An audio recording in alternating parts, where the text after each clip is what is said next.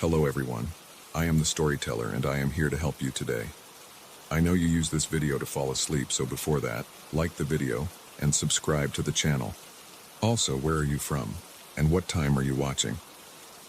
Now get comfortable and relax. The apartment smelled wrong from the first moment we crossed the threshold. Not the musty odor of disuse or the chemical tang of fresh paint, but something underneath, like copper and old paper. My wife pressed her palm against the living room wall, testing its solidity, and I watched her fingers leave temporary impressions in the surface before it smoothed itself back. She didn't notice, or pretended not to. The landlord had been remarkably eager to close the deal, his pen trembling slightly as he pushed the lease across his desk. The rent was a third of what we'd been paying in our previous place, and when I'd asked why, he'd simply said the building had a reputation for being quiet. Too quiet, he'd added, then laughed in a way that sounded rehearsed. We signed anyway. Financial desperation has a way of making you ignore the warning signs your instincts are screaming about. The first 3 nights passed in unsettling silence. The building around us seemed to exist in a vacuum. No footsteps from above, no distant televisions, no pipes groaning through the walls. Just our breathing and heartbeats, amplified in the stillness. My wife mentioned that she kept waking at 3:47 a.m., always the exact same time, with the sensation that someone had just stopped speaking. I told her it was the stress of the move, the adjustment to a new space.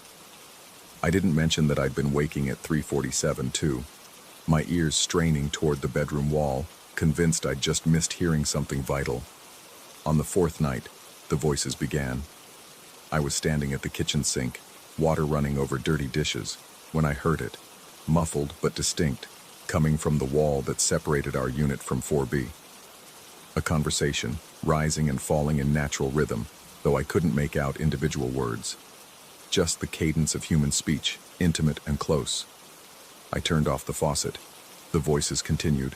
2 people, maybe 3, discussing something with urgency. The tone suggested disagreement, concern, the kind of late-night debate that happens when decisions need to be made. I pressed my ear to the wall.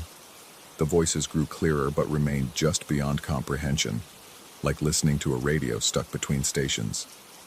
I pulled back, skin prickling. The super had told us during the walkthrough that 4B had been vacant for years, ever since the previous tenants simply stopped paying rent and disappeared, leaving everything behind. The management company had cleared it out, but no one had wanted to lease it since. Something about the layout being wrong, he'd said. Doors that opened the incorrect way, windows that showed views they shouldn't. My wife appeared in the doorway, her face pale in the kitchen's fluorescent glow. She asked if I heard it too, her voice barely above a whisper, as if speaking too loudly might draw attention from whatever was on the other side. I nodded. We stood together in the kitchen, listening to the phantom conversation that shouldn't exist, until it faded sometime after midnight, stopping mid-sentence as if someone had simply walked out of range. The voices returned the next evening, and the next. Always after dark, always with that same urgent quality. We tried to ignore them, turned up the television, played music, ran the shower. But the voices persisted underneath, patient and inexorable. They never seemed bothered by our attempts at drowning them out. If anything, they grew more insistent, more audible, as if feeding off our attention. I started catching fragments, individual words breaking through the murmur. My name, my wife's profession, the street where we'd lived before. Small details that should have been meaningless, but strung together they formed a pattern. A catalog of our lives being discussed by unseen speakers. My wife stopped sleeping. She'd sit on the edge of the bed, staring at the wall, her hands pressed flat against its surface, as if she could push through to the source. The wall always felt warm under my touch, feverish, like skin stretched over something living. On the 8th night, I heard my wife's voice coming from the wall. Not beside me. I could see her sitting at the kitchen table, her real form motionless and solid, but layered beneath it, coming from 4B. The disembodied version of her was arguing with someone, her tone sharp with fear. She was saying that we needed to leave, that this had gone too far, that the instructions didn't make sense. My actual wife met my eyes across the room, her expression confirming that she heard it too. The sound of herself, speaking words she hadn't said yet or might never say, or had already said in some version of events we couldn't access. That's when we first tried to leave. The front door opened easily enough, the lock turned, the hinges swung smooth and silent, but beyond the threshold, instead of the building's hallway with its worn carpet and flickering lights, we found ourselves looking back into our apartment. The same living room, the same furniture, the same us standing in the doorway looking confused. My wife stepped through first, convinced it was a trick of perception, some kind of mirror we hadn't noticed. But her foot came down on our living room floor, and she was back inside, approaching the door from the interior again. We tried for hours. The bedroom door led to the living room. The bathroom door opened into the kitchen. Every exit circled back, a snake eating its tail, trapping us in an endless loop of our own space. The windows showed the correct view, the street below, other buildings, the night sky, but they wouldn't open. And when I pressed my hand against the glass, it gave slightly like a membrane before pushing back. The voices had been observing our attempts. I could hear them discussing our progress, or lack thereof, their tone almost clinical. They mentioned that we were on schedule, that the resistance was expected, that we'd eventually understand what needed to be done. One voice, deeper than the others, suggested we'd already done it in previous iterations, that we were just remembering how. The instructions started on the 10th night. Clear and specific, no longer muffled by the wall. A voice I didn't recognize told us to move the couch 3 feet to the left. My wife laughed at first, a sharp, unhinged sound that echoed too long in our trapped space. But the voice repeated the instruction, and underneath its words I heard dozens of other voices whispering the same thing, a chorus of insistence that made my teeth ache and my vision blur. We moved the couch. Beneath where it had stood, we found a marking on the floor, not carved or painted, but somehow impressed into the wood itself, a symbol that hurt to look at directly, that seemed to shift between being 2-dimensional and 3-dimensional depending on the angle. The voices praised us. They said we were doing well, that we were closer to completing the cycle, that soon we'd understand everything. The next instruction came the following evening. Arrange our furniture in a specific pattern. The coffee table against the east wall, the chairs facing inward, the bookshelf blocking the bathroom door. It took us 3 hours. Every time we placed something incorrectly, a sharp pain would spike through my skull, and the voices would patiently correct us. My wife kept stopping to cry, her body shaking, but she never stopped moving. We both understood, without discussing it, that resistance wasn't an option anymore. The apartment wouldn't let us leave until we finished whatever ritual we'd unwittingly agreed to when we signed the lease. Days blurred together. Time moved strangely in our loop. Sometimes hours would pass in what felt like minutes. Other times a single moment would stretch into something endless. We stopped eating much. Food appeared in the refrigerator even when we knew we'd used everything. Always fresh, always exactly what we needed. The voices continued their instructions. Paint this wall. Remove that picture. Stand in this spot at this time. Sleep in the living room instead of the bedroom. Each completed task brought praise and the promise that we were almost done. I started to notice that our reflections in the windows weren't quite synchronized with our movements. They'd lag by a fraction of a second, or move when we were still, or sometimes they'd do things we didn't remember doing. Unpacking boxes we'd already unpacked, hanging pictures that we'd taken down hours before. My wife mentioned that she'd seen herself sleeping in the bedroom while she stood in the kitchen, and when she'd approached, the sleeping version had opened its eyes and smiled before fading away. The voices began telling us things about our future. Specific things. That in 3 weeks I'd receive a phone call offering a job I'd been hoping for. That my wife would discover something about her family history that would change how she saw herself. That we'd have a conversation on a Tuesday afternoon that would alter the trajectory of our relationship. They spoke with certainty, as if reading from a script that had already been written. that we'd already performed in some other version of events. And the terrifying part was that they were right. The job offer came through. The family secret emerged. The conversation happened, word for word, as described. We were living out a prophecy delivered by voices from an empty apartment, and the more we tried to deviate, the more forcefully events pushed us back into alignment. On what might have been the 30th night, or the 50th, I'd lost track. The voices told us the final instruction. We needed to stand in the center of the living room, hold hands, and repeat a phrase they'd teach us. The phrase was in a language I didn't recognize but somehow understood, words that felt ancient and wrong in my mouth. My wife's hand was ice cold in mine, her pulse racing against my palm. The voices began to chant, and we found ourselves chanting with them, our voices joining the chorus coming through the walls. The apartment started to change around us. The walls became transparent, showing dozens of other apartments overlaid on ours. Different furniture, different colors, different versions of ourselves living out different sequences of events.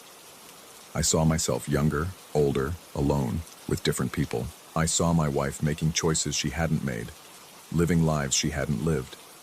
Every possible variation, all existing simultaneously in the same space, separated only by the thinnest membrane of perception. The voices said we'd completed the cycle. They said we were free to leave. They said we'd done exactly what we needed to do, what we'd always been going to do, what we'd done infinite times before, and would do infinite times again. The front door stood open, and beyond it, finally, was the hallway. We ran, down the stairs, through the lobby, out into the street. The night air felt wrong on my skin, too thick, too warm. My wife kept looking back, convinced we'd turn around and see the building pulling us back. But we made it to the corner, then to the next block, then to a hotel where we paid cash for a room and locked ourselves inside. That was 3 months ago. We never went back to the apartment. We hired movers who reported that our belongings were already gone when they arrived, the unit completely empty, as if we'd never been there at all. The landlord stopped answering our calls. The management company had no record of our lease, but the voices didn't stop. They followed us, first in the hotel, then in the temporary rental we found, then in every space we've tried to occupy since. Quieter now, more distant, but always there, coming through the walls, the floors, the ceilings. Still discussing our lives, still predicting our futures, still giving instructions we can't quite refuse. Last night, they told us we'd be moving again soon, to a place with cheap rent and thin walls, where we'd hear conversations we shouldn't be able to hear, where we'd try to leave and find ourselves circling back. And the worst part, the part that keeps me awake at 3:47 a.m., listening to my wife's voice coming from impossible directions, is that they're always right. The apartment listing appeared this morning. The rent is suspiciously affordable. I've already called the landlord. We're signing the lease tomorrow. My wife asked me why we're doing this, why we can't just refuse. But I can feel it. That same inexorable pull. That sense of events already written, of a script we're compelled to perform. The voices say this is the 3rd time we've done this, or the 30th, or the 300th. They say we'll keep doing it until we get it right, until we complete the cycle correctly, until we finally understand what they've been trying to teach us. I press my hand against the wall of our current apartment, and it's warm, feverish, alive. From the other side, I hear my own voice discussing tomorrow's lease signing, describing the new place with its suspicious affordability and thin walls, speaking words I haven't said yet, but will. Words I've already said, in iterations I don't remember but somehow know occurred. The voices tell me I'm almost ready to understand, that soon I'll be on their side of the wall, joining their conversation, helping guide the next version of myself through the cycle. They say it won't hurt. They say I've done it before. My wife is sleeping now, or pretending to. I can hear her breathing, but I can also hear her voice from the walls, describing this exact moment. Me standing here, questioning everything, slowly accepting what I've always known, that we never left, that we were never meant to leave, that the apartment isn't a place but a state, and we've been inside it far longer than we realize. The voices are saying my name. They're welcoming me home. They're telling me it's time to take my place in the chorus. And the most terrifying thing is that part of me, a part that's been there all along, waiting, wants to answer. Story 2. The fog rolled in thick that morning, the kind that smelled of salt and something else. Something like old photographs left too long in the sun. I stood at my kitchen window, coffee growing cold in my hand, watching the mist devour the fishing boats in the harbor one by one. That's when I realized I couldn't remember the harbor master's face. Not clearly, just a vague impression of weathered skin and a wool cap, details that slipped away like water through cupped palms. I told myself it was nothing. Stress, maybe, the coastal air playing tricks. But the unease followed me to work, a shadow I couldn't quite shake. The library where I worked had always been quiet, but that day the silence felt different, heavier, expectant. The usual patrons didn't show. Mrs. Chen, who came every Tuesday for her mystery novels, never appeared. I caught myself trying to picture her face and finding only a blank space where her features should have been. The realization sent ice down my spine. By afternoon, I'd noticed the gaps. The small ones first. The barista at the coffee shop on Main Street. I'd bought from her for 3 years, but when I walked past, a different person stood behind the counter. A younger woman with auburn hair who looked at me without recognition when I asked about the previous employee. She insisted, with a politeness that felt rehearsed, that she'd been working there for 5 years. The coffee shop's walls bore photos of staff through the decades, but I couldn't find the face I was looking for in any of them. That evening, I went home to find my wife preparing dinner. She hummed a tune I didn't recognize, moving through our kitchen with familiar efficiency. But when I mentioned the harbor master, when I asked if she remembered Mrs. Chen from the library, she paused mid-chop, the knife hovering over half-diced onions.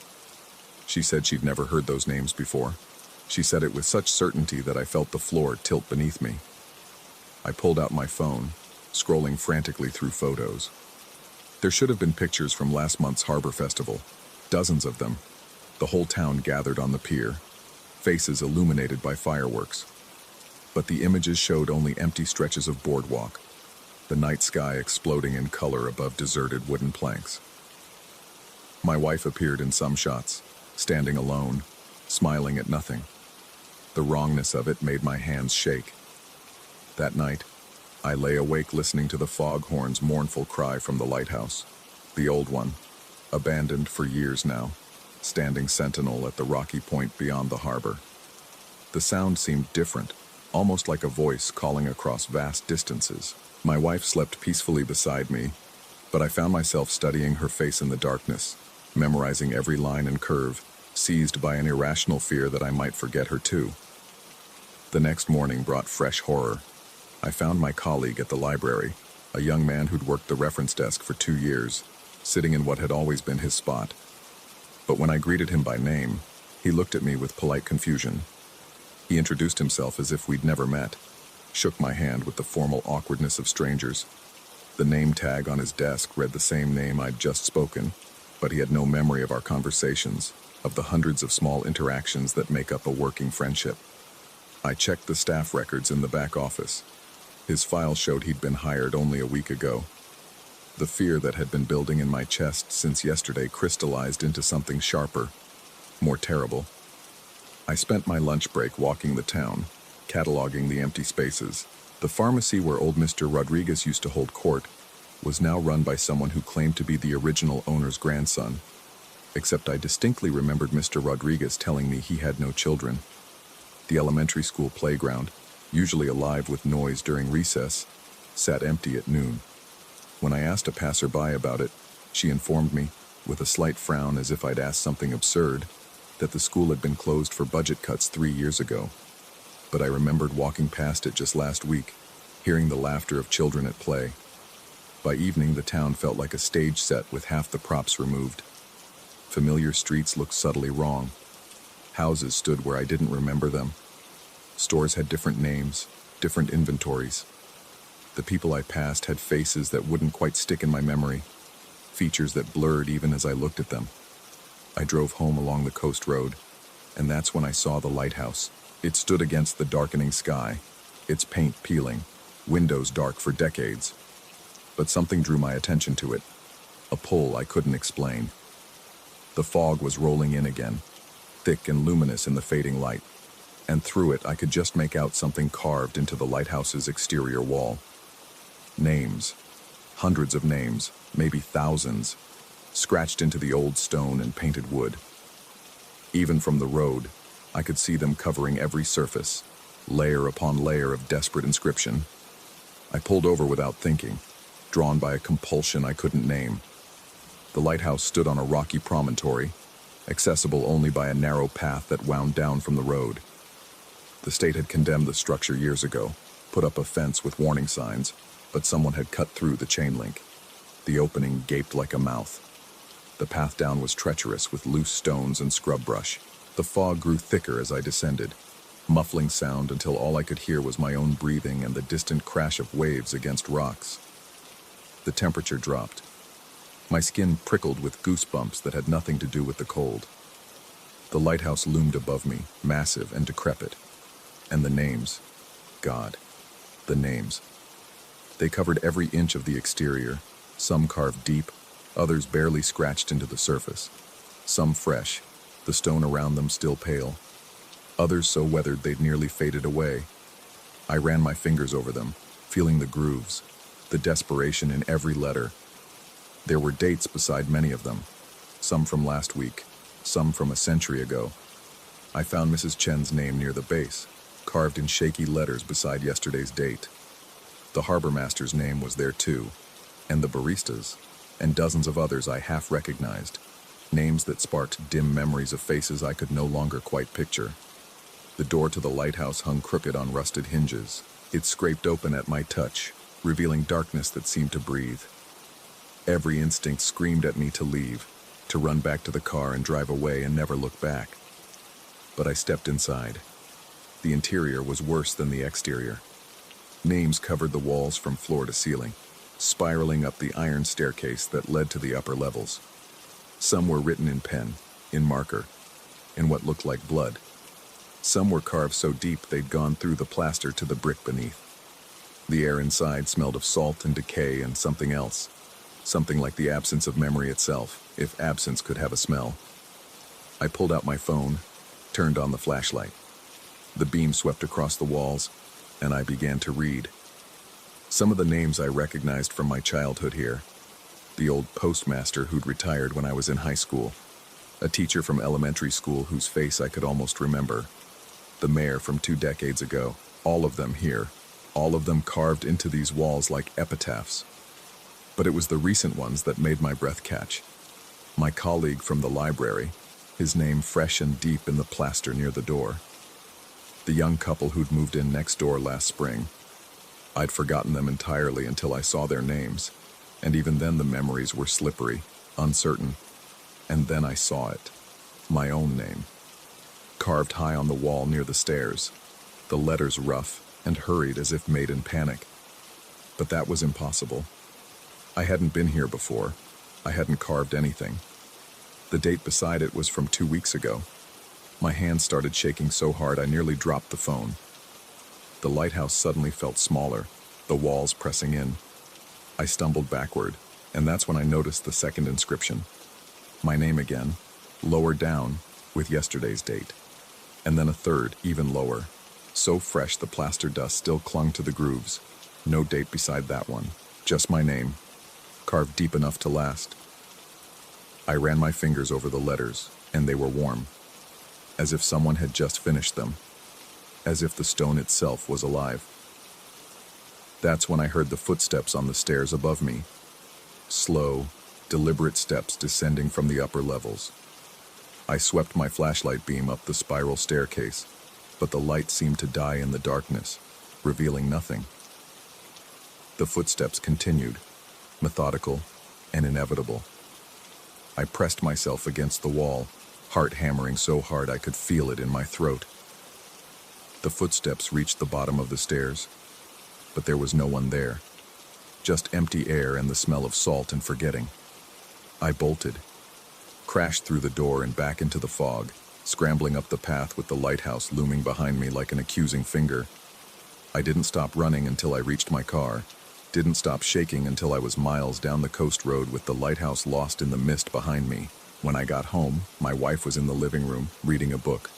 She looked up as I entered, and for a terrible moment her face was blank, unrecognizing.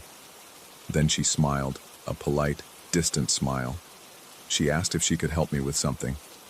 Asked it the way you'd ask a stranger who'd walked into your house by mistake. I stood in the doorway of my own living room, looking at the woman I'd lived with for 15 years, and saw no recognition in her eyes. Around us, the house was subtly different. Photos on the walls showed only her, or empty spaces where I should have been. The bookshelf held only her books. The coat rack by the door held only her jacket. I looked down at my hands and they seemed less solid than they had this morning. Translucent at the edges, as if the fog outside was somehow seeping into my skin. She was asking again if she could help me, her voice taking on an edge of concern. Or was it fear? I couldn't tell anymore. Couldn't think clearly through the panic. I opened my mouth to explain, to remind her of our anniversary, our first date, the day we bought this house. But the words wouldn't come. The memories felt slippery, uncertain. Had those things really happened? The evidence said no. The photos, the records, her blank, kind face, all of it insisted I was wrong. Maybe I was wrong. Maybe I'd imagined it all. 15 years of marriage, a whole life together, all just delusion, just the fantasy of a man whose grip on reality had finally slipped. I backed toward the door. She stood, book forgotten, reaching out as if to steady me. Her hand passed through my arm like I was made of mist. We both stared at where we should have touched. I could see the wall through my hand now, the paint and plaster visible through translucent flesh. The fog had gotten inside somehow, was replacing me molecule by molecule with salt air and forgetting. I thought of all those names in the lighthouse, all those people who'd carved their identities into stone and wood, fighting to leave some proof they'd existed. All of them gone now, forgotten, nothing left but scratches on walls that no one came to read. I thought of my own name up there, written 3 times, each inscription more recent than the last, not written by me, written by previous versions of me. Each time I'd faded enough to forget I'd already tried to remember myself into existence. How many times had I been to the lighthouse? How many times had I carved my name, only to forget I'd done it? How many times had I stood in this living room, watching my wife fail to recognize me, feeling myself dissolve into the fog? The last thought I had, before the fog took even that, was that somewhere in town, at this very moment, someone else was probably noticing the gaps. Probably wondering why they couldn't remember their neighbor's face, probably starting down the path I'd walked, toward a lighthouse full of names, and the terrible understanding that comes too late. And tomorrow, when they reached for the memory of this moment, it would be gone. They'd be starting fresh, noticing the strangeness for the first time, beginning the cycle again. The fog rolled in thick through the open door. My wife stood in the living room, alone, wondering why she'd felt compelled to get up, wondering at the faint sound of footsteps fading into mist, wondering briefly if she'd forgotten to close a window. Then she sat back down with her book, the moment already dissolving. Outside, the lighthouse horn called across the water, mourning for all the names no one would ever read.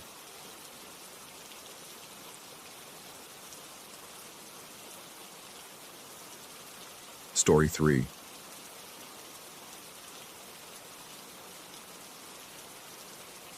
The heart beats wrong, not arrhythmically. The doctors assure me the transplant took perfectly, that my new heart pumps with mechanical efficiency, stronger than my failing organ ever did. But it beats wrong. Each pulse carries a weight that isn't mine, a rhythm that feels borrowed, stolen from someone who no longer needs it. I wake at 3:47 every morning, my hand pressed against my chest, feeling the foreign muscle contract beneath skin and bone, wondering whose life force now animates mine. 3 weeks post-surgery, I sat at my kitchen table staring at my fingers. They moved across the scarred wood surface with purpose. tapping out patterns I didn't recognize. Not random, but deliberate. Like they were searching for something that should be there but wasn't. My wife had left coffee cooling beside me before heading to work, kissing my forehead with the same careful tenderness she'd adopted since I came home, as if I might shatter. The morning light filtered through gauze curtains, turning everything pale and uncertain. My fingers found the edge of a coffee ring, traced its circumference 3 times clockwise, then reversed. The motion felt necessary, compulsive in a way that made my scalp prickle with unease. The piano arrived that afternoon. I hadn't ordered it. When the delivery men knocked, I assumed they had the wrong address. But my neighbor, the elderly woman from 4B who collected everyone's packages, confirmed she'd seen me sign for it 2 weeks ago. I had no memory of this. They wheeled it in anyway, a upright Yamaha with keys that gleamed like teeth, and positioned it against the wall where my bookshelf had been. I must have moved the bookshelf. Its absence created a void I couldn't explain, books now stacked in precarious towers around the apartment. I sat at the piano bench that evening without intending to. My body moved through the apartment like it belonged to someone else, drawn by invisible threads. My fingers hovered over the keys, and I felt my heart, that foreign heart, accelerate with something that might have been anticipation or dread. I pressed down. Music poured out. Not the halting, painful attempts of a beginner, but fluid, complex pieces that my conscious mind couldn't name but my hands knew intimately. Chopin, maybe. Or Liszt. The notes cascaded through the apartment, filling spaces I didn't know were empty, and I played for 2 hours without stopping, without thinking, while sweat collected at the base of my spine and my transplant scar throbbed with each chord change. When I finally stopped, my hands were shaking. I had never touched a piano before in my life. The phone call to my cardiologist went as expected. He spoke about cellular memory theories, about stress and recovery, about the brain's remarkable ability to create false certainty. He suggested I might have learned piano as a child and forgotten. He didn't use the word delusion, but it hung in the silence between his careful phrases. He increased my anti-rejection medication dosage. The pills tasted like copper and made my thoughts feel wrapped in cotton. But the music wasn't delusion. My fingers knew chord progressions my mind couldn't comprehend. They moved with muscle memory that belonged to someone else, someone whose heart now kept me alive. The language came next. I was at the grocery store, standing in the international aisle, when I heard 2 women speaking behind me. The sounds flowed over me like water, and I understood every word. The complaint about rising prices, the question about where to find tahini, the casual gossip about a mutual acquaintance's divorce. I turned and responded before I could stop myself, offering directions to the Middle Eastern section in flawless, fluent Arabic. Their surprise mirrored my own horror. I had never studied Arabic, had never had any interest in languages beyond the high school Spanish I'd barely passed.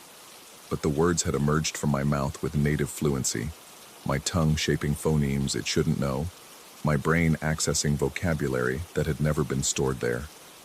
At home, I stood before the bathroom mirror and spoke to my reflection. Arabic phrases tumbled out, then French, then something that might have been Farsi. My voice sounded strange, inflected with accents that weren't mine, discussing topics I knew nothing about. Streets in Damascus, the proper way to prepare kibbeh, complaints about traffic near a market I'd never visited. I pressed my palm against my chest, felt the steady, wrong beat of my donor heart, and whispered in English, "Who are you?" The reflection didn't answer, but my new heart stuttered, skipped a beat that the monitoring app on my phone registered as an anomaly. The cardiologist's office called within minutes. The implanted device had triggered an alert. I assured them I was fine. I was not fine. The food came next, then the dreams. I found myself craving dishes I'd previously hated. Strong coffee thick with cardamom, lamb cooked with sumac and pine nuts, the sharp tang of pomegranate molasses. My wife watched with concern as I pushed away the meals she prepared, the comfort foods I'd always loved, and instead hunched over a laptop at 2 a.m. searching for recipes I couldn't name but somehow knew. My body rejected the tastes of my former life with the same efficiency it might reject a failing organ. But the dreams were worse. They started as fragments, flashes of unfamiliar rooms, the weight of hands that weren't mine, the smell of cigarette smoke and expensive cologne. I would wake gasping, my heart hammering against my ribs like it was trying to escape, and the details would scatter like startled birds. But they always left residue, emotional sediment that colored my waking hours with inexplicable dread. Then they became specific. I stood in a marble foyer, expensive art on the walls, my hands, but not my hands, larger with different scars, reaching for a briefcase. A voice called from upstairs, sharp with impatience. The perspective shifted, and I was climbing stairs, rage building in my chest like pressure behind a dam. A door opened, shouting, the flash of something metallic, the perspective tilted sideways, and I was falling, while pain exploded in my chest and back, and the last thing I saw was imported tile rushing toward my face. I woke screaming, my wife's hands on my shoulders, her voice cutting through the terror.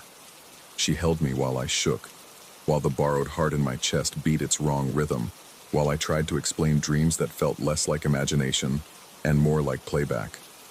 The psychologist my cardiologist referred me to had theories about trauma integration, about the mind processing the violation of surgery, about survivor's guilt manifesting as identification with the donor. She prescribed medication for nightmares. She didn't understand. These weren't nightmares. They were memories. I started researching. The hospital wouldn't release donor information.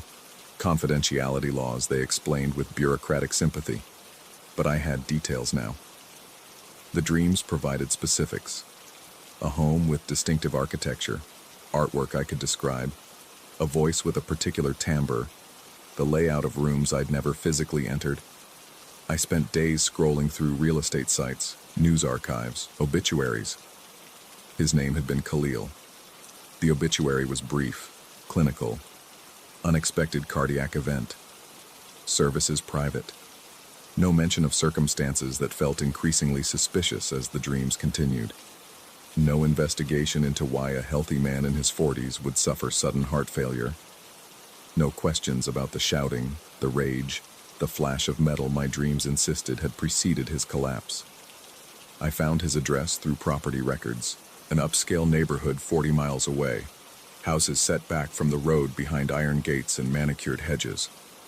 I drove there on a Tuesday afternoon, telling myself I was being ridiculous, that I was investigating dreams, following the paranoid delusions of a mind altered by surgery and medication. The house matched perfectly. Every detail from my dreams, the stone facade, the curved driveway, the fountain with its bronze dolphins. I sat in my car across the street, engine running, while my heart tried to hammer through my sternum. A woman emerged from the front door, elegant in black despite months having passed, and I recognized her from dreams where she'd been angry, accusatory, alive with fury. She was his widow. The dreams made that clear now. Dreams where she'd discovered financial irregularities, where shouting had escalated, where trust had shattered. Dreams where I'd seen her face twisted with betrayal just before the pain, the fall, the tile rushing up.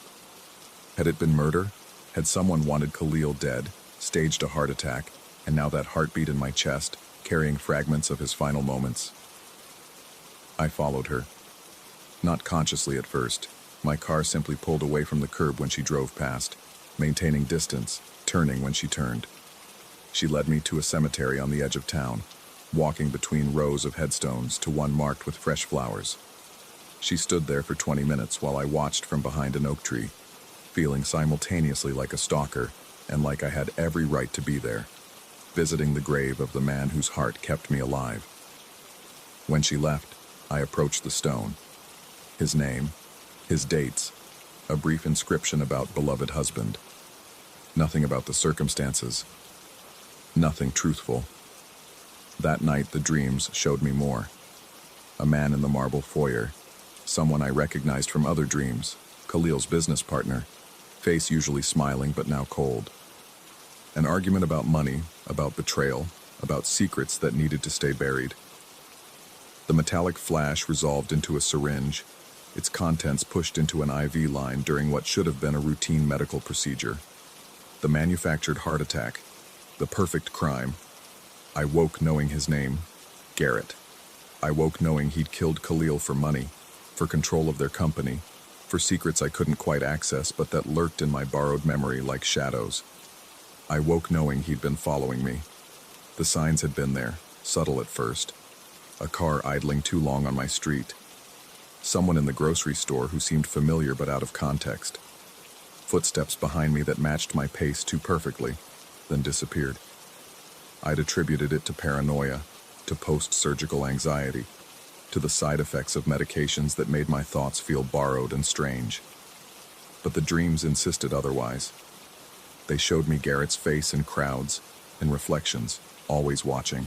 They whispered that he'd been monitoring the hospital, tracking transplant recipients, waiting to see if any would manifest the impossible, if Khalil's memories would surface in someone else's consciousness. I started seeing him everywhere. At the coffee shop where I'd begun buying thick Arabic coffee, sitting 3 tables away with a newspaper held too high.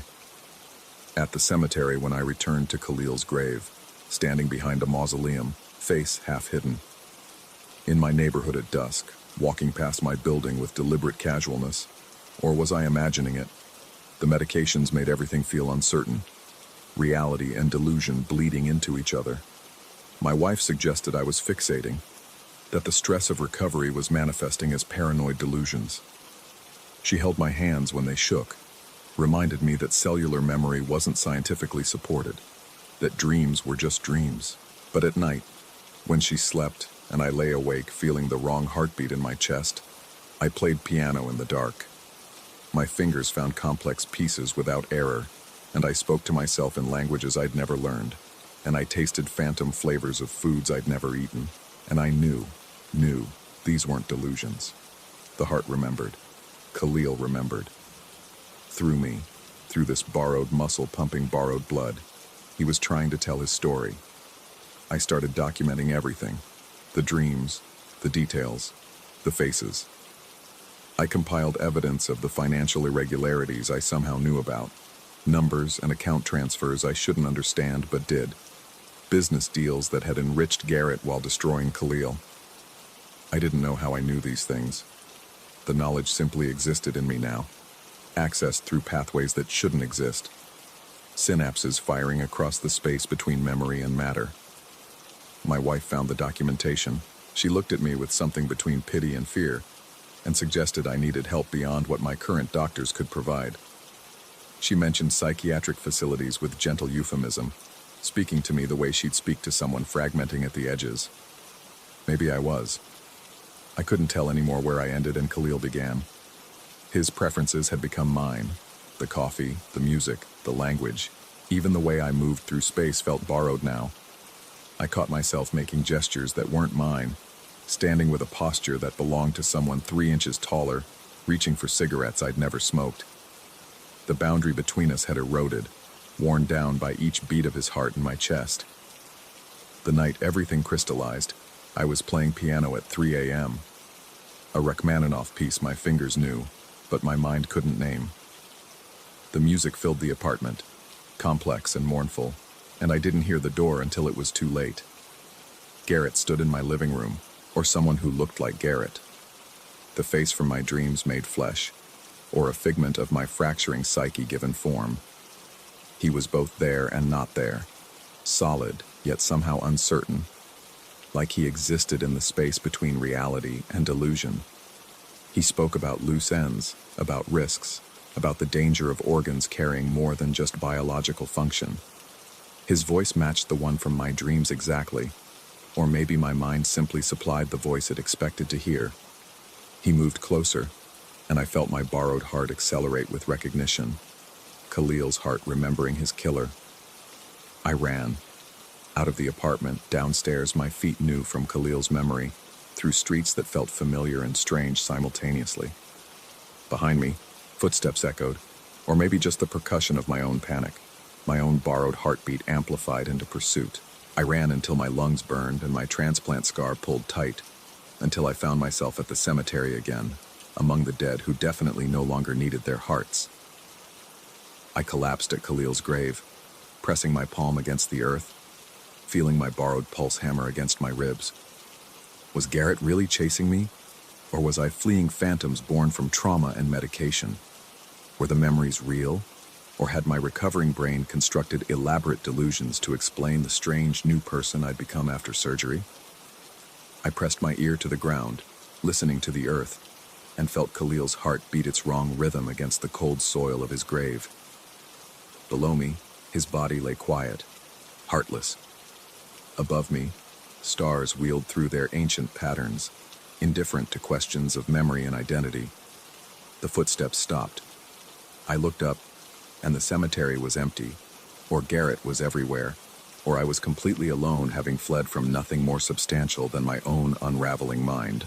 My phone buzzed with messages from my wife, from my doctors, from the monitoring app reporting cardiac irregularities. I sat among the graves while my borrowed heart beat its borrowed rhythm, while Khalil's memories flickered behind my eyes like failing signals, while the distance between us collapsed into something that might have been madness or might have been truth. The heart beats wrong, I thought, pressing my hand against my chest. Or maybe it beats exactly right, keeping perfect time with a life that isn't mine but that I'm now condemned to live, carrying memories of violence I may have witnessed or simply imagined, hunted by either a killer or my own dissolution. I played Khalil's music. I spoke his languages. I ate his food and dreamed his death and lived in his borrowed pulse. And I still couldn't answer the only question that mattered. Was I uncovering his murder? Or was I simply becoming him, cell by cell, beat by beat, until nothing of my former self remained except the body holding his memories together? The heart knows. The heart remembers. But whose heart is it really, when the line between donor and recipient has eroded into nothing? When memory and matter merge? When the dead speak through the living? When the rhythm that keeps you alive belongs to someone else's ending? I sit in the cemetery as dawn breaks, waiting to find out if I'm a witness or a madman, if I'm solving a murder or constructing an elaborate fiction to explain why I no longer recognize myself. The borrowed heart beats its wrong rhythm, and I can't tell anymore if it's warning me of danger or simply counting down the moments until I disappear entirely into someone else's unfinished story. The only certainty is the pulse beneath my palm, steady, insistent, wrong, always wrong. Story 4. The mirror arrived on a Tuesday, wrapped in moth-eaten velvet the color of dried blood. I hadn't expected anything from Uncle Bartholomew's estate. We'd spoken perhaps 3 times in my entire life, brief encounters at family funerals where he stood in corners, watching everyone with those watery gray eyes. The lawyer's letter said he'd specifically requested I receive the Victorian standing mirror, an ornate piece with a gilded frame twisted into shapes that seemed to shift when I looked at them too long. The glass itself was flawless, impossibly so for something that had allegedly stood in his study for 40 years. I placed it in the back corner of my antique shop, angled so it faced away from the main floor. Something about it made my customers uncomfortable, though none could articulate why. They'd glance at it, then quickly look away, as if they'd seen something in the reflection that didn't quite match the room around them. It was Mrs. Chen who first mentioned the delay. She'd been browsing the Empire chairs near the back when she stopped mid-step, tilting her head like a confused bird. The woman pointed at the mirror without looking directly at it, her hand trembling slightly. She told me my reflection was moving wrong, that it was slower than I was, like watching a video with bad lag. I laughed it off, blamed the old glass, mentioned how antique mirrors often had imperfections that created optical illusions. But that night, after I'd locked up and was doing my final walkthrough, I stood before it deliberately for the first time. The reflection stared back at me from the shadowed glass. I raised my right hand. The image raised its right hand approximately 3 seconds later. The movement was smooth, not jerky, as if the reflection was genuinely experiencing time differently than I was.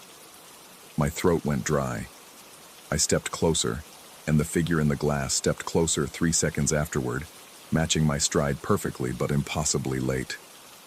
I should have covered it then, should have called someone, or thrown a sheet over it, or pushed it into the storage room.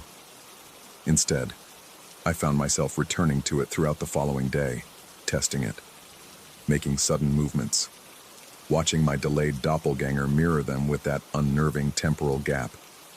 The fascination grew roots in my mind. By the end of the week, I'd moved the mirror into my apartment above the shop. I told myself it was for security, that something so unusual needed to be watched more carefully. The truth was darker. I wanted to understand it, to use it. If the reflection was 3 seconds behind, then it was showing me the very recent past, which meant, and this thought came to me at 3 in the morning, staring at the ceiling. If I could decode what it meant, I might be able to predict my own immediate future. The logic was twisted. I knew that even then.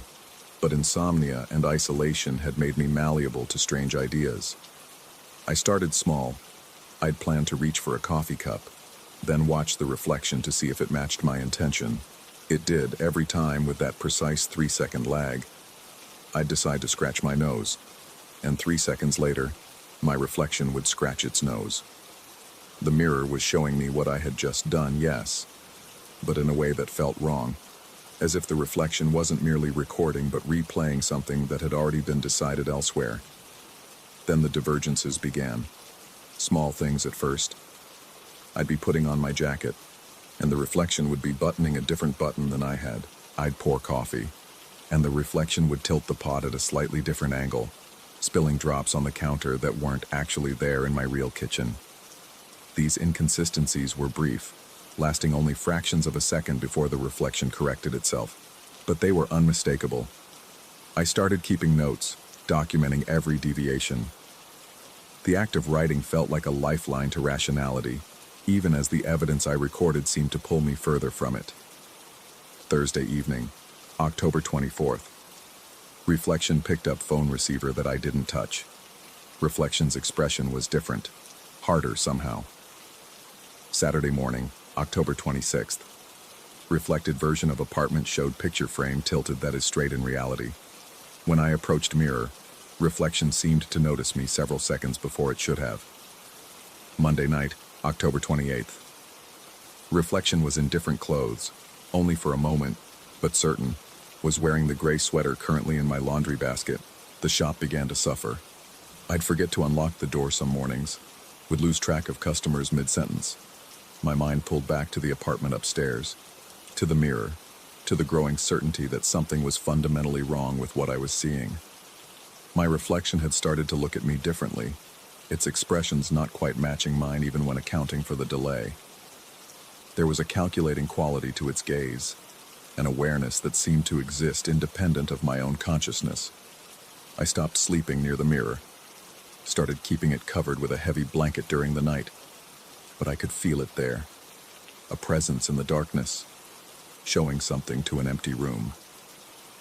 The nightmares started soon after, dreams where I walked through my apartment and saw myself everywhere, in every reflective surface, all slightly out of sync, all watching me with those evaluating eyes.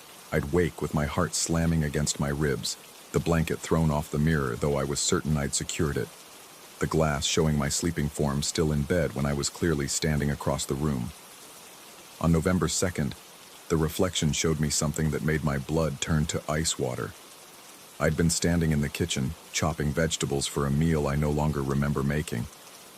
The knife in my hand was sharp, a Japanese chef's blade I'd purchased years ago. I glanced toward the mirror, which I'd positioned to face the kitchen doorway, and saw my reflection standing in the same spot, holding the same knife. But the reflected me wasn't chopping vegetables. The reflected me was walking toward the shop door, knife in hand, a terrible purpose written across features that were mine but weren't. The expression was one I'd never worn, a cold determination that seemed to belong to someone else entirely. The reflected me reached for the door handle, and for those 3 impossible seconds, I watched as if I were witnessing my own future. A future where I walked out into the street with a weapon, an intent that felt both foreign and somehow inevitable. Then the 3 seconds passed, and I was still in my kitchen, knife hovering above half-chopped carrots. My hands shaking so badly I had to set the blade down before I cut myself. I stared at the mirror.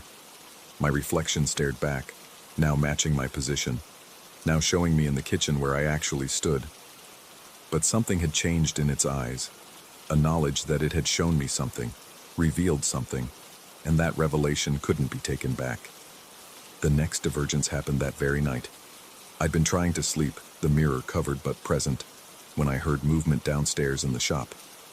My first thought was a break-in, and I grabbed my phone, ready to call the police. But as I crept down the stairs, I saw something that made me question whether I was still asleep and dreaming. Someone was moving through the shop floor, visible only in brief glimpses between the furniture and display cases. The figure was too far away, the light too dim, but something about its movement was achingly familiar. It moved like I moved, with the same slight limp in the left leg from an old injury, the same way of tilting its head when examining objects. I called out, my voice cracking. The figure stopped. Slowly it turned toward me, but a large wardrobe blocked my view of its face. We stood there in the darkness, predator and prey, though I couldn't say which role I occupied. My hand found the light switch. The shop blazed into fluorescence. Empty. Completely empty. Every door and window locked from the inside. Nothing disturbed, nothing moved. I searched for 20 minutes, checking every corner, every shadow, every possible hiding place. The only movement in the entire shop came from me, reflected in a dozen antique mirrors, all showing me exactly where I stood, all except for Uncle Bartholomew's mirror upstairs, which I couldn't bring myself to uncover and check. I should have gotten rid of it then. Should have called someone, sold it, smashed it, anything. Instead, I found myself standing before it the next morning, blanket pulled away, studying every detail of its surface. The reflection showed my apartment, showed me standing in my sleeping clothes, but the room behind the reflected me was wrong. Subtly wrong. The furniture was arranged differently. The pictures on the walls were the same, but hung in different positions.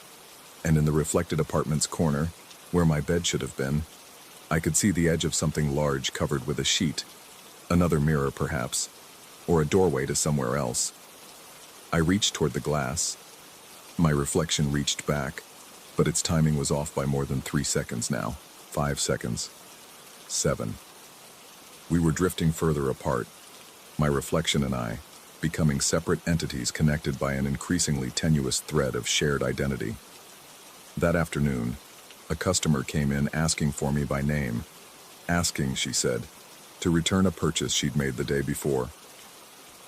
A Japanese chef's knife she claimed I'd sold her. I had no memory of the transaction, but there in her hand was a blade identical to mine, wrapped in the same paper I used, marked with my shop stamp. When I checked my records, there was the sale, logged in my handwriting, dated yesterday at 3:47 p.m. The timestamp corresponded exactly to when I'd been upstairs, having what I thought was a panic attack, the mirror covered, my eyes closed, trying to breathe through the anxiety that had been building for days. The customer seemed nervous, kept glancing around the shop as if expecting someone else to appear. She mentioned that something had been off about the transaction, that I had seemed different somehow, had barely spoken, had wrapped the knife with mechanical efficiency. She trailed off, leaving the uncomfortable thought unfinished, and practically fled when I told her to keep the knife. No refund necessary. I went upstairs.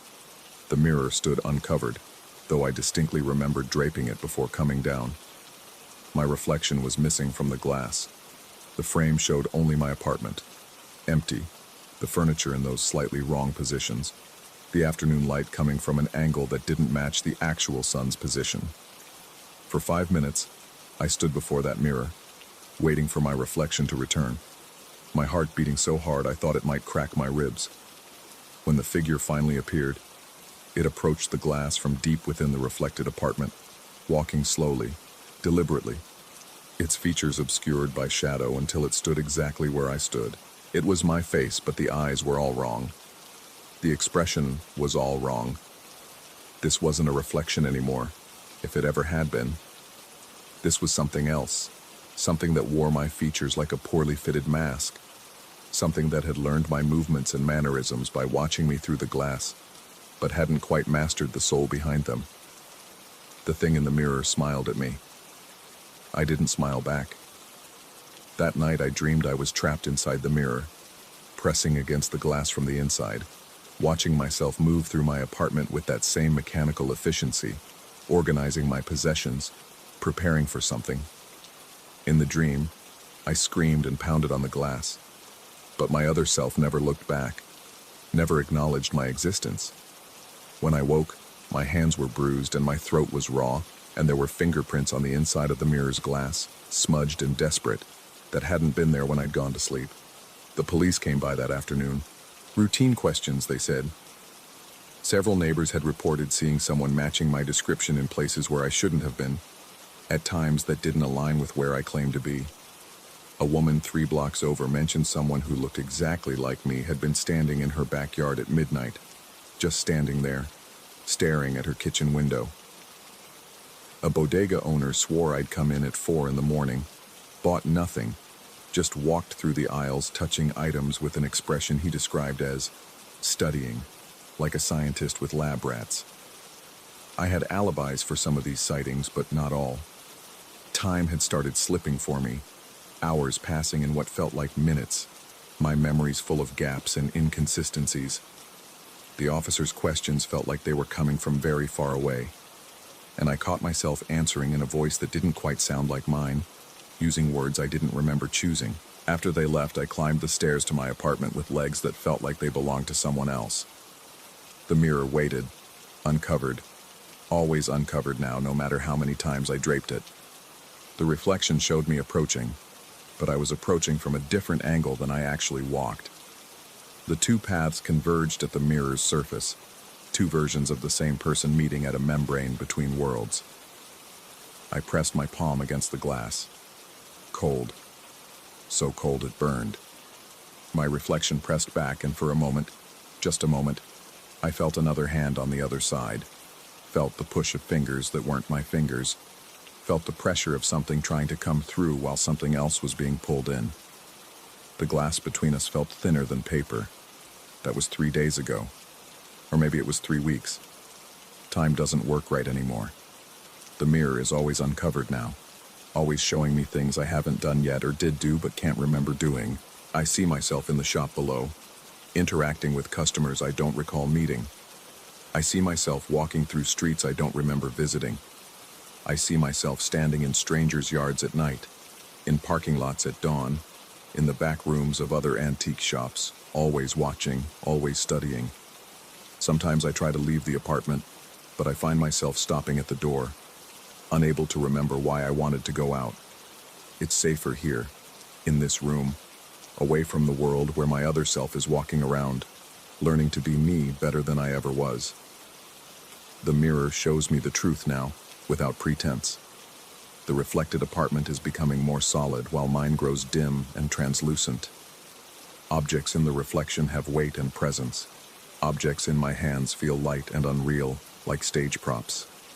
I spend my days watching through the glass as my other self lives my life with disturbing competence. It runs the shop better than I did, smiles at customers with perfect warmth, maintains the books with meticulous care. No one seems to notice the difference. Or perhaps there is no difference anymore. Perhaps that thing was always me, and I was always just the reflection, the 3-second delay, the ghost image that was never quite real to begin with. Yesterday, or what I think was yesterday, I saw Uncle Bartholomew in the reflected shop. He stood in the corner where the mirror used to be, watching my other self with those watery gray eyes, a slight smile on his pale lips. He looked exactly as I remembered from those funeral encounters, except he seemed more solid than anything else in my fading world, more present, more real. He was also visible in my side of the mirror, standing in that same corner of my apartment, and when I turned to look directly at him, he was there, impossibly there, not 3 seconds delayed, but immediate and actual. He spoke to me then, his voice like wind through a crack in old wood, and he explained about the inheritance, about the mirror, about the choice that wasn't really a choice. He told me every reflection creates a debt, that every time we see ourselves in glass, we're making a copy that wants to be real, and given time and the right mirror, given the right conditions and the right weakness in the person standing before it, that copy will find a way through.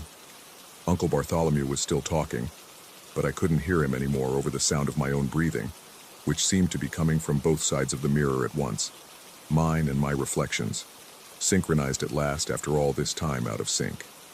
I'm writing this now in case someone finds it, though I'm not sure if these words are appearing on paper or on glass. The boundary between them has worn so thin. My other self is upstairs now. Or am I upstairs? The geography doesn't make sense anymore. We're approaching each other through our respective apartments, moving toward the mirror from opposite sides. And when we meet at the glass, I don't know which one of us will pass through, and which will remain trapped in the reflection. Maybe it doesn't matter. Maybe we've both been trapped from the beginning, both reflections of something else that wore Uncle Bartholomew's face, that will wear mine next, that has been passing itself along through generations like a virus, spreading through the medium of mirrors and vanity and the human inability to look away from our own faces. The glass is so thin now I can barely tell which side I'm on. My reflection is reaching for the surface, and so am I. And our fingers are about to touch, and I can't tell anymore if I'm the one trying to escape or the one keeping someone else imprisoned. And maybe there was never any difference between us at all. Maybe we were always the same thing looking at itself from different angles. And maybe the mirror is gone, or I'm inside it, or both are true. Outside, through whatever window still exists in whatever world I currently occupy, I can see my other self leaving the shop, locking the door, walking down the street with perfect confidence. It's learned everything it needs to know. It's me now, or I'm it, or we were never separate to begin with. Behind me, in the reflected apartment that might be the real apartment, I can hear something moving in the rooms I can't see, something that sounds like footsteps, like breathing, like another reflection waking up and realizing it's been trapped, starting the cycle all over again. The mirror is still here. It's always here. And I'm standing before it, 3 seconds out of sync with myself, watching as my reflection writes these same words, watching as it realizes what I'm realizing, that the inheritance isn't the mirror at all. The inheritance is being the thing in the mirror. And Uncle Bartholomew is smiling in the corner, still watching, always watching, waiting to see which one of us will understand first that we're both already gone. I can see my reflection now, and it can see me, and we're both reaching for the glass, and we're both equally certain that we're the real one. And maybe that's the most terrifying truth of all, that there's no way to know, no test that can tell us which side of the mirror is the prison and which side is the world. The glass is breaking, or I'm breaking, or both are true. And somewhere, in some apartment that might be mine, or might be a reflection of mine, or might be neither, the mirror is waiting for the next person to stand before it, 3 seconds out of sync with their own life, counting down to the moment when they realize they've been moving through a reflection all along, that the real them passed through the glass long ago, and what remains is just an echo learning to pretend it was ever alive at all.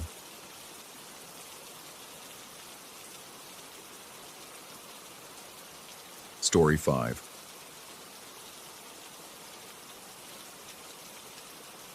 The tape arrived on a Thursday in a manila envelope with no return address, postmarked from somewhere in rural Oregon.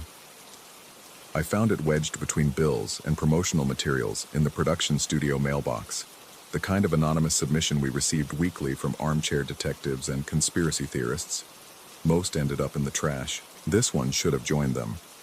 I'd been producing Echoes of Violence for 3 years, a true crime podcast that had grown from a side project into something approaching legitimate journalism. We specialized in cold cases from the 70s and 80s, the kind of stories that haunted small towns and never made it beyond local newspapers.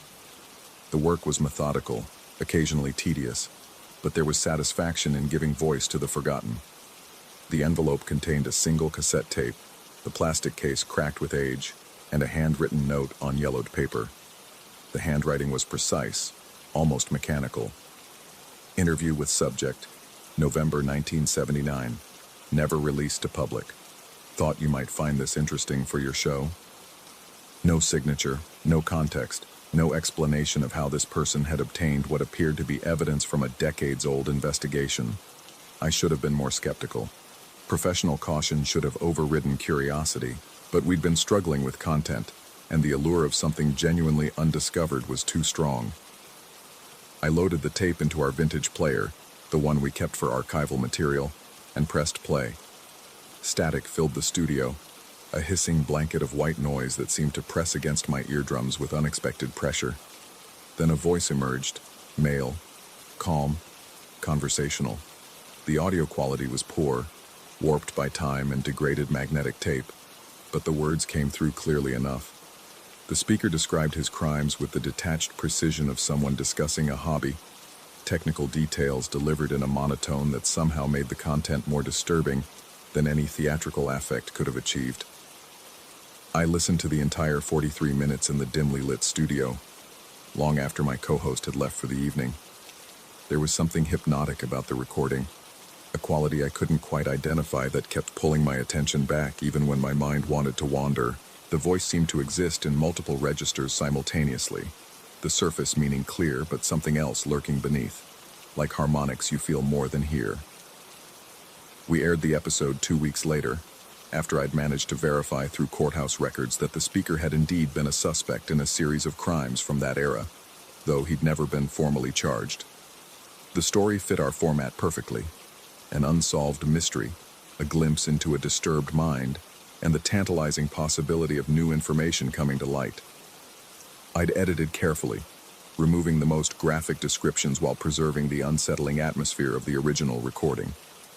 The response was immediate and overwhelming. Within hours of publication, our email and social media channels flooded with messages. Listener engagement had always been strong, but this was different. The messages weren't the usual speculation about suspects or praise for our research. They were reports. People claimed that after listening to the episode, they'd experienced phenomena in their homes. Objects displaced from where they'd been left. Electronics malfunctioning in coordinated patterns. The overwhelming sensation of being watched from spaces that should have been empty. What disturbed me most wasn't the volume of reports, but their consistency. Different listeners, scattered across continents, described identical experiences with an eerie precision that resisted dismissal as mass hysteria or coincidence. One message, from a listener in Vermont, described waking in the night to find every door in her apartment standing open, despite having locked them before bed. Another, from Australia, reported that his television had turned on by itself to static, the volume gradually increasing until it filled his apartment with white noise identical to the opening of our episode. A teacher in Japan wrote about coming home to find her furniture rearranged in a perfect circle, all pieces facing inward toward an empty center point. I tried to rationalize. Viral marketing had conditioned audiences to participate in collective narratives. People wanted to be part of something larger than themselves, and the human mind was remarkably skilled at manufacturing experiences to fit expected patterns. But the reports kept accumulating, and their specificity began to erode my skepticism. The first night I experienced it myself, I'd convinced myself that stress and lack of sleep were manufacturing false perceptions. I'd been working late in my apartment, reviewing listener messages, when the temperature dropped so suddenly I could see my breath. The heating system should have been running, but the air carried a quality beyond mere cold, a thickness that seemed to resist my movements through it. Then I felt it, the unmistakable sensation of being observed, not the vague unease of imagined scrutiny, but the visceral certainty of another presence occupying space that should have been mine alone. My peripheral vision caught movement, shadows shifting in ways that didn't correspond to any light source. When I turned to look directly, nothing was there, but the impression of absence felt somehow worse than finding something tangible. I told myself it was suggestion, my mind primed by days of reading similar accounts, but that explanation felt increasingly hollow as the nights progressed. The phenomena escalated gradually, almost experimentally, as if something were learning the boundaries of what it could affect. Objects I'd left on my desk would migrate to different rooms. My laptop would wake from sleep mode to display static patterns I hadn't accessed. The apartment developed cold spots that moved rather than remaining stationary, always positioned just beyond my direct line of sight. My co-host noticed the deterioration before I did. She mentioned that I looked exhausted, that my focus during production meetings seemed scattered. When I tried to explain what had been happening, the words felt absurd, leaving my mouth. The narrative of a mind unraveling rather than anything approaching objective reality. She suggested gently that perhaps we should take the episode down, give the situation time to settle, let the viral fervor dissipate naturally. But the episode had already spread beyond our control. Listeners had downloaded it, shared it across platforms, embedded it in playlists and forums. Removing it from our official feed would accomplish nothing. The recording existed now in digital perpetuity, reproducing across servers and devices, played and replayed in bedrooms and cars and offices around the world. I became obsessed with understanding. If something was happening, there had to be a mechanism, a rational explanation that didn't require abandoning everything I understood about how reality functioned. I had the tape analyzed by an audio forensics expert, a friend from my journalism school days who owed me a favor. What she found made the situation exponentially worse. Beneath the audible conversation, embedded in frequencies below normal human hearing, the recording contained patterns, not random noise or equipment artifacts, but structured sequences that repeated throughout the 43 minutes. She showed me the spectrogram, peaks and valleys forming arrangements too precise to be accidental. The patterns synchronized with the speaker's words, creating a layered communication that operated on multiple levels simultaneously. She asked where I'd obtained the recording, her voice carrying an edge I'd never heard before. When I couldn't provide a satisfactory answer, she suggested, in terms that left no room for misunderstanding, that I destroy every copy and never play it again, but she wouldn't explain why. Only that audio containing such patterns shouldn't exist, that the technology required to create them wouldn't have been available in 1979. That night, I listened to the original tape again, alone in the studio, headphones sealing me in with the voice and whatever else lurked in its frequencies. I needed to understand what I'd unleashed. The speaker's words took on new dimensions, meanings shifting depending on where I placed my attention. He spoke of doors and thresholds, of things that waited in spaces adjacent to our own, patient and eternal. His crimes, I realized, might have been less about the acts themselves than about creating specific conditions, arrangements of violence and fear that could thin the barriers between states of being. The understanding came with a visceral horror that bypassed rational thought entirely. Every time the episode played, those patterns propagated through the air and into the ears of listeners, each playback strengthening something that had been growing since 1979, perhaps longer. We hadn't discovered a recording. We'd activated a mechanism, turned a key in a lock that had been waiting decades to open. I tried to issue warnings, to tell listeners what we'd found, but the attempts felt futile. The episode had achieved a momentum beyond my ability to control. People shared it as a curiosity, as entertainment, as a participatory horror experience. Each new listener became another node in an expanding network, another aperture through which something could observe our world. The presence in my apartment grew bolder. I would wake to find myself standing in rooms I didn't remember entering, my body positioned in postures I hadn't chosen. The mirrors began showing reflections that didn't quite synchronize with my movements, delayed by fractions of seconds that stretched subjective time into uncomfortable new dimensions. Sounds filled the space, whispers in frequencies that existed just at the edge of perception. Words I couldn't quite distinguish but understood instinctively communicated meaning. My co-host stopped returning my calls. Friends expressed concern that escalated into distance when I couldn't moderate my intensity about the situation. Professional contacts suggested, with increasing directness, that I seek help. Their carefully diplomatic language unable to obscure their certainty that I was experiencing a psychological crisis rather than anything external. Perhaps they were right. Perhaps the tape contained nothing but the confession of a disturbed man, and my mind had constructed elaborate frameworks to explain coincidence and exhaustion. Perhaps the only thing crossing thresholds was my sanity, eroding under the pressure of success and the weight of engaging with darkness for entertainment. But alone in my apartment, surrounded by evidence of presence that existed independent of my perception, I knew differently. Or I'd convinced myself so thoroughly of an unreality that the distinction no longer mattered. The cold spots had merged into territories, regions of space that felt fundamentally wrong, as if the geometry didn't quite align with the rest of the room. Shadows accumulated in corners despite adequate lighting, darkness that seemed to possess substance and intention. I can't stop listening to the tape, Every night I returned to it, drawn by the same quality that first captured my attention, searching for understanding in the patterns that exist beneath the words. The voice has become familiar, almost comforting in its consistency, a guide through territories my mind wasn't meant to navigate. The latest reports describe listeners seeing figures in their periphery, presences that disappear when confronted directly, but leave impressions of mass and intention. The descriptions match what I've been experiencing, confirming either the reality of what's happening or the contagious nature of delusion. I'm no longer certain which possibility terrifies me more. Tonight, as I sit in the darkness of my studio, surrounded by equipment that hums with power and purpose, I understand that it no longer matters whether I believe. The episode plays somewhere at every moment, propagating across time zones and platforms, each playback strengthening the connection between what exists here and what waits elsewhere. I can feel it growing, patient and inevitable, approaching a threshold I helped create but cannot control. The tape is playing now, for perhaps the 1000th time, the voice describing doors and spaces between with an intimacy that suggests first-hand knowledge.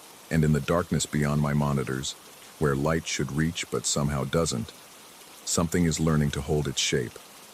It doesn't need my belief to exist. It only needs to be heard. I should stop the recording, power down the equipment, walk away from what I've helped create. But my hand remains motionless on the desk, and the voice continues speaking. And in the cold darkness of the studio, I'm no longer certain which side of the threshold I'm standing on. Story 6. The first thing I noticed about Willow Creek was the silence. Not the peaceful kind that settles over a neighborhood after dark, but something thicker, more deliberate. The kind of quiet that makes you aware of your own breathing, of the blood rushing through your ears.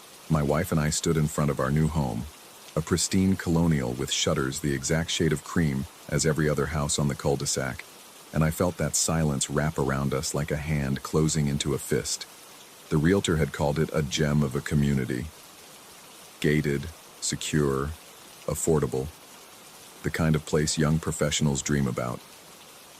What she hadn't mentioned was how the afternoon sun seemed to hang at the same angle for hours, or how the grass looked so uniform it might have been painted on. We'd barely started unloading boxes when they came. The neighbors, all of them at once it seemed, emerging from identical doorways with identical casserole dishes wrapped in identical checkered cloth. They smiled as they approached, those broad grins that showed too many teeth, and I felt my wife's hand tighten around my arm. The woman from number 7 introduced herself, though her name slipped from my mind the moment she spoke it. She had that ageless quality some suburban women cultivate. Could have been 35 or 55. Her smile never wavered as she told us how wonderful it was to have new neighbors, how perfect we would fit in, how we'd never want to leave. The words tumbled out in a rehearsed rhythm, like a speech she'd given 1,000 times before. The others echoed her sentiment. Same cadence, same inflection, same phrases about perfection and belonging and never leaving. When they finally retreated to their homes, my wife turned to me with something frightened in her eyes. "Did you notice?" she started, but I cut her off with a kiss on the forehead, told her we were just tired from the move, that small towns were like this, friendly, close-knit. I didn't mention that I'd noticed too, or that the casseroles they'd left behind were all the same dish, down to the arrangement of cheese on top. The first week passed in a fog of unpacking and forced normalcy. Every morning at exactly 7:15, I'd hear our neighbors' doors opening in sequence. 7:15, 7:16, 7:17, clockwork precision. They'd emerge in their pristine business casual, climb into their sedans, and drive off. Every evening at 6:30, they'd return in reverse order. 6:30, 6:29, 6:28. My wife started keeping track on the third day. She'd stand at the window with her coffee, watching, counting. I told her to stop, told her she was seeing patterns where there were none. But I'd started noticing things too. The way our neighbor from number 11 always wore blue on Mondays, green on Tuesdays, yellow on Wednesdays. The way the couple from number 9 held hands at precisely the same angle when they walked their dog, a golden retriever that never barked, never pulled at the leash. never did anything but walk in a perfect heel. At night, I'd lie awake listening to the sounds of the neighborhood, or rather, the absence of them. No late-night television bleeding through walls, no arguments, no laughter. Just that same heavy silence, broken only by the hum of air conditioning units that all seemed to cycle on and off in unison. The dreams started around day 10. I'd find myself walking down our street in darkness so complete I couldn't see my own hands.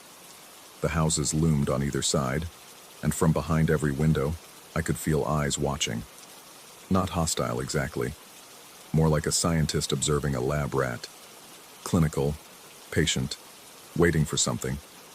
I'd always wake at 3:33. Always. My wife would be beside me, her breathing shallow and quick, and I knew she'd been having the same dreams. We never talked about them. Talking would make them real. The Homeowners Association meeting was scheduled for our second Friday. Attendance was mandatory. They'd informed us through a cream-colored card slipped under our door. The handwriting was perfect.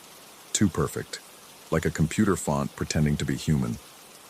The meeting took place in the community center, a building I didn't remember seeing during our tour of the neighborhood. It sat at the dead center of the development, equidistant from every home, its windows reflecting the evening sky in a way that made it difficult to look at directly.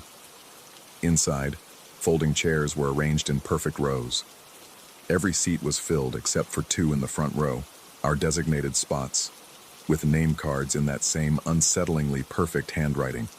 As we sat, I became acutely aware of the eyes on our backs, dozens of them, hundreds. I forced myself not to turn around. The association president stood at the podium, and I struggled to focus on his face. Not because of poor lighting, the fluorescents overhead were brutally bright, but because his features seemed to shift every time I blinked. Sometimes his nose was larger, sometimes his eyes were a different color, but his smile remained constant, that same too-wide expression I'd seen on every face in Willow Creek. He spoke about regulations, about conformity, about the importance of maintaining standards. The words washed over me in waves of meaninglessness, but underneath them, I heard something else, a rhythm, a pulse, like a heartbeat that didn't quite match my own. My wife's hand found mine in the darkness of my peripheral vision. Her palm was slick with sweat. She leaned close and whispered something I couldn't quite make out over the president's drone, but I felt the urgency in her breath against my ear. When I turned to ask her to repeat it, her eyes were fixed on something behind the podium. There was a door back there. Not a regular door. This one was older, heavier, made of wood that looked almost black in the fluorescent light.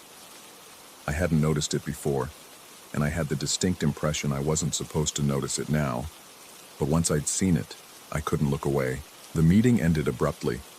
One moment the president was speaking, the next everyone was standing, filing out in orderly lines, their movements synchronized like a dance they'd rehearsed.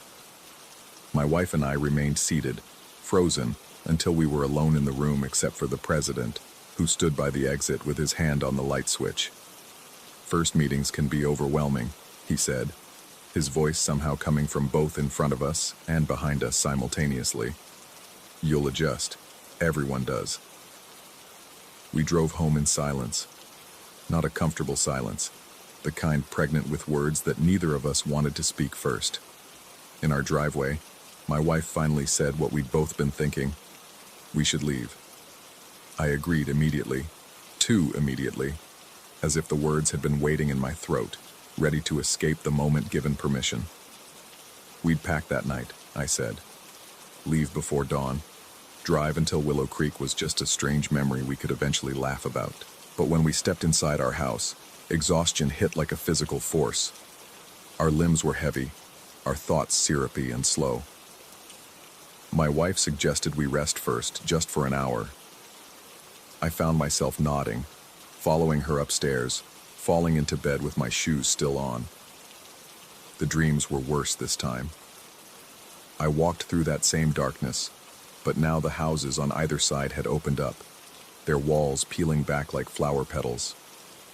Inside each one I could see figures, human-shaped but wrong somehow, their movements too fluid, their joints bending in directions they shouldn't. They all turned to look at me as I passed, and their faces were mirrors, reflecting my own expression of mounting horror back at me infinitely. When I woke, sunlight was streaming through the windows. Morning. We'd overslept. My wife was already up, standing at the window, still in yesterday's clothes. "We need to go," she said without turning around. Right now. We threw essentials into bags, moving with the frantic energy of people who'd woken up late for something important. Toiletries, clothes, documents. None of it mattered really. We just needed to be moving, doing, escaping. My hands shook as I grabbed the car keys. The garage door opener didn't work. I pressed it again. Again. Nothing. My wife was already heading for the front door, and I followed, bags in hand, ready to throw everything in the car manually and just go.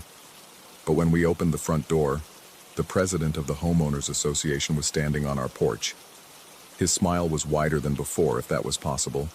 He held a covered dish. "Leaving so soon?" he asked. "But you've only just arrived. We made you breakfast." The sky behind him was the wrong color. Too blue. Too saturated. Like someone had turned up the contrast on reality itself. I tried to push past him, but he didn't move. Didn't even sway. It was like trying to move a wall. "You should eat," he said. "Keep your strength up. It's a big day today." "What day?" The question came out of my wife before she could stop herself. His smile somehow widened further. "Moving day, of course. For everyone." We tried the back door, the windows. Every exit was blocked, not physically, but by that same invisible resistance, like the air itself had solidified. Through the windows, I could see our neighbors emerging from their homes in that same sequential pattern. 7:15, 7:16, 7:17. But instead of getting into their cars, they were walking. All of them. Moving in a slow, synchronized march toward the center of the development, toward the community center. My wife grabbed my hand and pulled me upstairs, as if height could somehow provide escape. From the second-floor window, we watched the procession, perfect lines of perfect people moving with perfect synchronicity. And as they walked, I noticed something that made my stomach clench. They weren't touching the ground, not quite. There was a gap, almost imperceptible between their shoes and the pavement. They were gliding, floating, moving like puppets on invisible strings. "The basement," my wife said suddenly. "The community center. I saw stairs. Behind that door." I knew what she was thinking. That if we could understand what was happening, we could fight it. That knowledge was power. But I also knew, with a certainty that sat heavy in my chest, that some knowledge wasn't meant for human minds. Still, what choice did we have? We waited until the procession had passed, then slipped out through the garage, which opened easily now as if it had never been stuck. The streets were empty. The houses stood silent, their windows like blank eyes. Above us, that too blue sky pressed down like a lid on a jar. The community center's main entrance was unlocked. Inside, that same fluorescent brightness, that same unsettling cleanness. The building was empty, but I could hear sounds from below. Rhythmic, mechanical, like breathing, but on a massive scale. The door behind the podium stood open now, practically inviting us in. Stone steps descended into darkness, and from the bottom rose a smell I couldn't quite identify. Something chemical and organic at once, like formaldehyde mixed with something sweeter, more rotten. My wife went first. I followed, one hand on the wall for balance. The stone was warm beneath my fingers, and I could feel it pulsing in rhythm with that breathing sound. The basement was enormous, larger than the building above it, which should have been impossible. The ceiling stretched up and up, disappearing into shadows the fluorescent lights couldn't penetrate. And along the walls, in rows that seemed to go on forever, were bodies. Hundreds of them, thousands, preserved in some kind of clear substance, their faces frozen in expressions of perfect contentment, perfect happiness. They looked like they were sleeping, except their eyes were open, staring at nothing with pupils that caught the light and reflected it back in colors that didn't exist. And their smiles. God, their smiles. The same smile I'd seen on every face in Willow Creek. The same smile that was probably spreading across my own face at that very moment without my permission. My wife walked along the rows, her hand trailing along the clear substance that held the bodies. They were arranged by date, I realized. Tags beneath each one marking when they'd been, preserved? Replaced? The dates went back decades, centuries maybe. The oldest ones had clothing from eras I couldn't quite place, but all of them had that same smile. At the end of the final row, 2 spaces stood empty, prepared, waiting. Above them, tags with our names in that perfect, inhuman handwriting. I heard footsteps on the stairs behind us, slow, unhurried. The president descended with that same floating gait, his smile never wavering. "You found it," he said, and his voice held no surprise. "Most don't make it this far. Most accept the change peacefully. But every few cycles we get ones like you. Curious, resistant. It makes the transition more interesting." My wife pressed herself against me and I felt her whole body trembling. Or was that my own shaking? I couldn't tell anymore where I ended and she began. "What is this?" I managed to ask. "What are you?" The president tilted his head in a motion that was almost human. Almost. "We're the neighborhood," he said simply. "And soon so will you be. Everyone joins eventually. Everyone becomes perfect. Everyone stays." He took a step forward and I felt that same invisible resistance. That same solidification of air. My limbs grew heavy. My thoughts slowed. I could feel something at the edges of my consciousness, pressing in, trying to reshape me into something else. Something that would smile forever and never wonder why.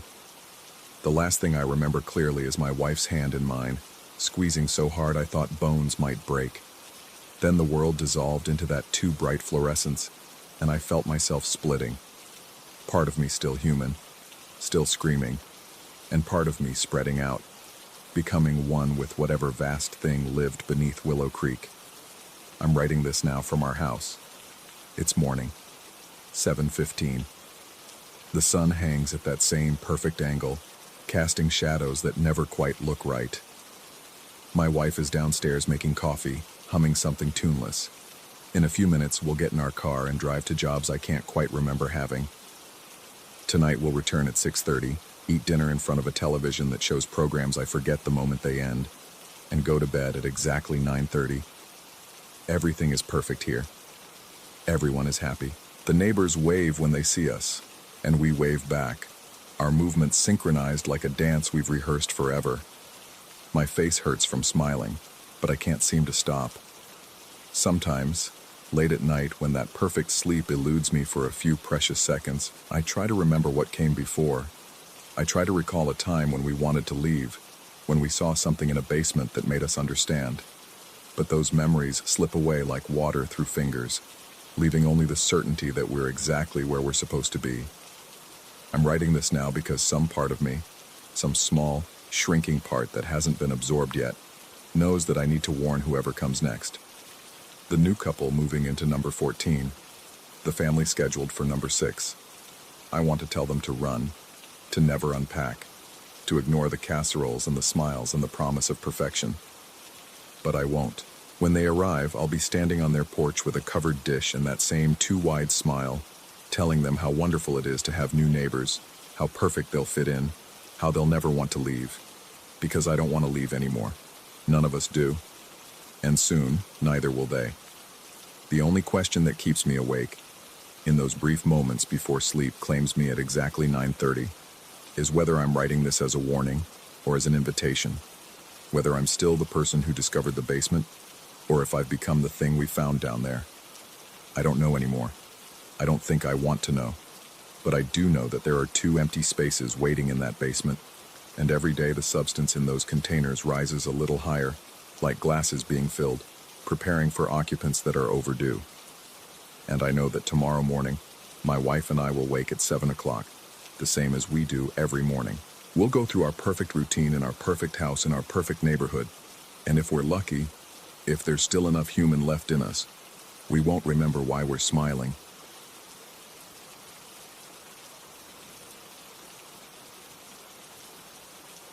Story 7.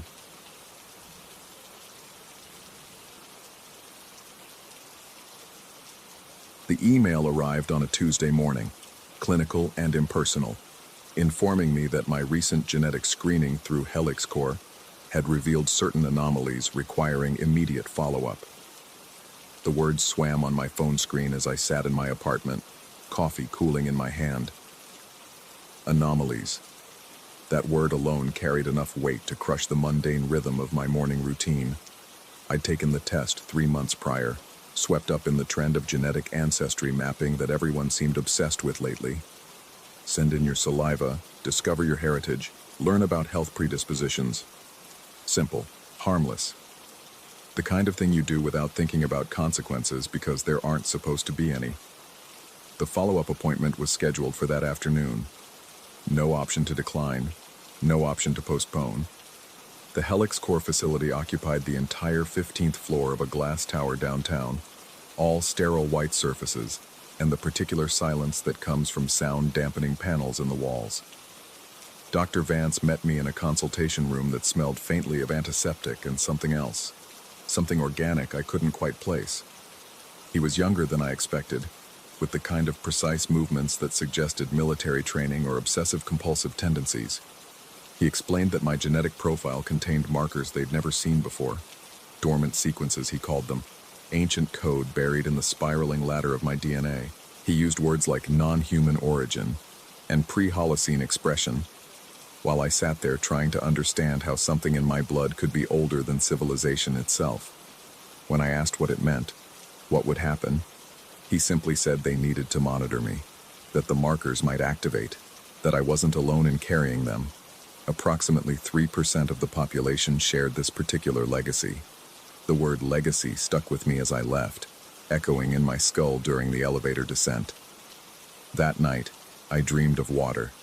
Not the water of oceans or rivers, but something thicker, darker, pressing against my skin from all sides.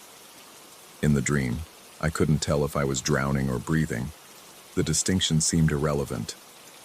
When I surfaced into consciousness, my sheets were soaked through with sweat, and my bedroom window was open despite the October cold. I never opened that window. Never. The gaps began small, minutes at first, then hours. I'd be working at my laptop and suddenly it would be dark outside, my screen showing searches I didn't remember conducting. Paleontology sites, extinction events, images of creatures from the Cambrian era, all segments and alien symmetry. My browser history became a stranger's timeline, chronicling an obsession I didn't consciously possess. My apartment started feeling wrong. The proportions seemed subtly off, as if the walls had shifted an inch inward when I wasn't looking. The air grew heavier, acquiring that organic scent from the Helix Core facility, and I found myself breathing through my mouth to avoid it. At night, I could hear something moving in the walls. Not rats. The sounds were too rhythmic, too deliberate, like something breathing in synchronization with my own lungs. Dr. Vance called weekly. The conversations followed a script. How was I feeling? Any unusual symptoms? Any memory lapses? I told him about the dreams, about waking up in places I didn't remember going to. He made notes with that same precise efficiency, never quite meeting my eyes, and assured me it was all expected. Part of the process, he said. The process. As if I'd agreed to something beyond that initial saliva sample. The morning I woke up covered in blood, I stopped pretending everything was manageable. It wasn't my blood. I checked myself frantically, finding no wounds, no explanation. But it coated my hands, my arms, dried into the creases of my palms and under my fingernails. The metallic smell filled my nostrils, thick and nauseating. My apartment looked like a crime scene, though there was no body, no victim, just destruction. Furniture overturned, claw marks gouged deep into the hardwood floor, and a trail of that blood leading from my bedroom to the bathroom, where I stood staring at my reflection. My eyes looked different. The color was wrong, pupils too dilated, and for just a moment, I saw something else looking back at me from behind my face, something ancient and patient. I scrubbed myself raw in the shower, watching pink water circle the drain, and tried to piece together the previous night. Nothing. just a void where 12 hours should have been, a blank space in my existence that terrified me more than the blood. Corps sent a cleaning crew that afternoon. They arrived without me calling them, as if they'd been monitoring my apartment, waiting for this exact scenario. They worked in silence, efficient and thorough, removing all evidence of whatever had happened. Dr. Vance came with them, setting up equipment in my living room, cameras, sensors, devices whose purpose I couldn't guess at. He explained that the monitoring needed to be more intensive now, that I'd entered what he called the active phase, that I should consider myself fortunate to be part of something unprecedented. I didn't feel fortunate. I felt observed. The cameras caught nothing useful, or at least nothing they shared with me, but I started recording myself on my phone, propping it up before I slept, hoping to capture what my conscious mind couldn't retain. The footage showed me sleeping peacefully for hours, then nothing, pure static, as if something had corrupted the files precisely when events occurred. Every single recording ended the same way. White noise and visual snow consuming the image at the exact moment I would have been doing whatever it was I couldn't remember. My skin began to change. Subtle at first. Patches of roughness along my forearms, a strange texture like scale patterns just beneath the surface. When I touched these areas, they felt hot, feverish, as if something was trying to push through from inside. I wore long sleeves constantly, even as summer approached, hiding the transformation that might have been real, or might have been my mind fracturing under the weight of sleep deprivation and fear. Dr. Vance's visits increased. He brought others now, colleagues who examined me with clinical detachment, taking samples, running tests, speaking in low voices about activation percentages and genetic expression timelines. One of them, a woman whose name tag read Dr. Novak, let slip something that made my blood freeze. She mentioned others like me, dozens scattered across the city, all entering their active phases simultaneously, all being monitored, all changing. I started seeing them everywhere, or I thought I did. People on the street who moved wrong, whose proportions seemed subtly alien, who watched me with eyes that held too much intelligence, too much ancientness. I couldn't tell anymore if I was recognizing fellow carriers of whatever slept in our DNA, or if I was simply losing my grip on reality, assigning significance to random strangers because my mind needed a pattern to cling to. The dreams intensified. I was something else in them now, something that had existed when the world was younger and stranger. I moved through prehistoric seas, through landscapes that had no name in any modern language. The memories felt more real than my waking life, more solid, and I began to wonder which state was the dream and which was the truth. One night, I woke up in the forest outside the city, naked, covered in mud and what might have been blood, or might have been something else entirely. My phone was dead, my apartment 15 miles away, and I had no memory of how I'd gotten there. The sun was rising, painting the trees in shades of red that seemed wrong, too vivid, too alive. As I walked back toward civilization, I felt eyes on me from the shadows between the trees. Not human eyes. Something else. Something watching the slow transformation with interest and perhaps recognition. Dr. Vance was waiting at my apartment when I finally made it back. He didn't seem surprised by my condition, didn't ask questions about where I'd been. Instead, he told me the truth, or his version of it. Corps wasn't just discovering these genetic markers, they were activating them, deliberately. Through proprietary methods he wouldn't explain, they were waking up something that had been dormant for millions of years, buried in the genetic code of 3% of humanity. Not a random 3%, a chosen 3%. He spoke of cycles, of species that had dominated Earth before humans, of DNA as a time capsule carrying the imprint of extinct civilizations. He explained that we, the carriers, weren't degenerating or transforming into something random. We were remembering.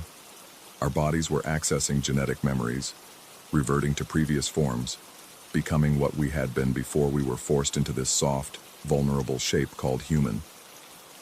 The company wanted to study the process because they believed the ancient species was waking up, not just in individuals, but collectively. A distributed consciousness spread across 3% of the human population, using our bodies as vessels for its return. Helliget's core thought they could control it, understand it, maybe even profit from it. They thought they were scientists conducting an experiment. They were wrong. We weren't the experiment. We were the invasion. I listened to him explain this, standing in my apartment that no longer felt like mine, and I realized he was afraid. Despite his clinical detachment, despite the equipment and the protocols and the carefully managed monitoring, Dr. Vance was terrified. He'd unleashed something he couldn't contain, and now it was too late to stop. The transformations came faster after that conversation. I'd lose hours, then days. Time became fluid, unreliable. I'd be at my computer and blink into existence somewhere else. The roof of my building, the basement laundry room, once in the middle of traffic on the highway with no memory of getting there. Each time I'd find evidence of what I'd been doing. Strange patterns drawn in substances I didn't want to identify. Objects arranged in configurations that hurt to look at. Messages written in languages that predated writing itself. My reflections stopped making sense. Some mornings I'd look in the mirror and see myself as I'd always been. Other mornings, the thing looking back was fundamentally other, wearing my face like an ill-fitting mask. The worst mornings were when I couldn't tell the difference anymore. The others started appearing, fellow carriers drawn to my location by instincts neither they nor I could articulate. We'd find ourselves in the same spaces, abandoned buildings, parks after dark, the concrete spaces beneath bridges where the city's geometry created pockets of shadow. We didn't speak. Language seemed unnecessary. We understood each other through older means, through the genetic memory that was overwriting our individual identities. Helix Core tried to intervene, tried to separate us, but they were operating with human logic against something that had been adapting to this planet for epochs before humans existed. Their facilities became gathering points. Their monitoring equipment recorded things they couldn't explain and probably wished they hadn't witnessed. Dr. Vance stopped calling. The monitoring equipment remained in my apartment, but no one came to check the data anymore. I think they'd given up trying to understand what they'd started. Or maybe they'd finally grasped that they were never in control, that they'd simply accelerated something inevitable. Now I sit in my apartment, watching the sunset through windows that might not be real anymore. My hands look human, but sometimes I feel the memory of claws, of appendages designed for a world that exists in parallel to this one. The city continues outside, oblivious to the fact that 3% of its population is becoming something else. Something that remembers when this land was ocean floor, when the air was different, when humanity was millions of years from its first thought. I don't know if I'm going insane or waking up. I don't know if the changes are real, or if my mind is simply fracturing under the weight of suggestion and corporate manipulation. Some nights I think Helix Core created an elaborate psychological experiment, that the genetic markers are fiction designed to make us believe we're transforming. Other nights, I know with absolute certainty that I'm shedding an evolutionary prison, returning to what I was always meant to be. The truth might be both, or neither. What I know for certain is this: I am not alone. We are not alone. And something that has been waiting for millions of years is finally ready to reclaim what was always rightfully ours.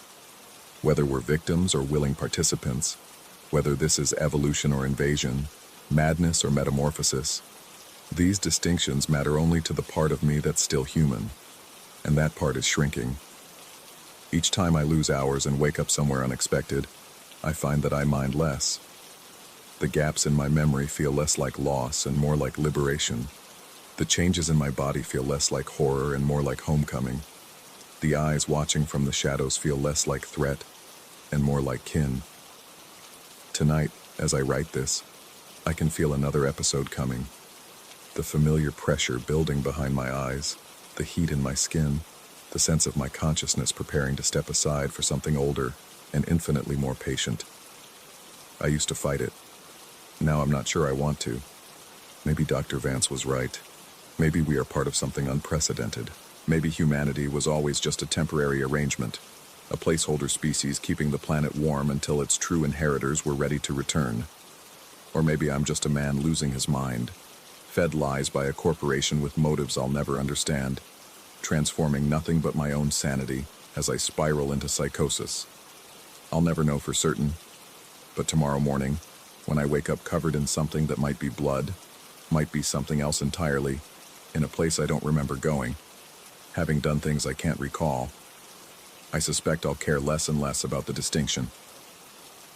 The monitoring equipment blinks red in the corner of my vision. Recording. Always recording. But I wonder now, who's really being studied? Who's really being transformed? Who's really in control? The sun completes its descent. Darkness pools in the corners of my apartment, and somewhere deep in my DNA, something ancient stirs, remembers, and begins to wake.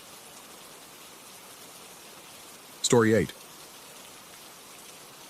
The advertisement appeared on my phone at 3:47 a.m., glowing in the darkness of my bedroom like a promise I didn't know I needed. Unlock your lost memories. Recall tech, where yesterday meets tomorrow. I should have deleted it. I should have rolled over and surrendered to sleep. Instead, I tapped the screen. The download took 47 seconds. I counted each one, watching the progress bar fill with an electric blue that seemed too bright, too alive for that dead hour. The interface opened immediately. No tutorial, no explanation. Just a simple question pulsing in white text. What do you want to remember? My fingers hovered over the keyboard. The apartment around me felt hollow, the silence pressing against my eardrums like water. I typed, childhood, ages 7 to 12. The app asked me to attach the neural stimulation nodes, small adhesive patches that arrived the next morning in packaging so generic it could have contained anything. Or nothing at all. The first session lasted 30 minutes. I sat in my desk chair, the nodes cool against my temples, and closed my eyes as instructed. The hum started low, almost below hearing, a vibration that resonated in my teeth and the back of my skull. Colors bloomed behind my eyelids, not the random static of closed eyes, but structured patterns, geometric and deliberate. Then the memories came.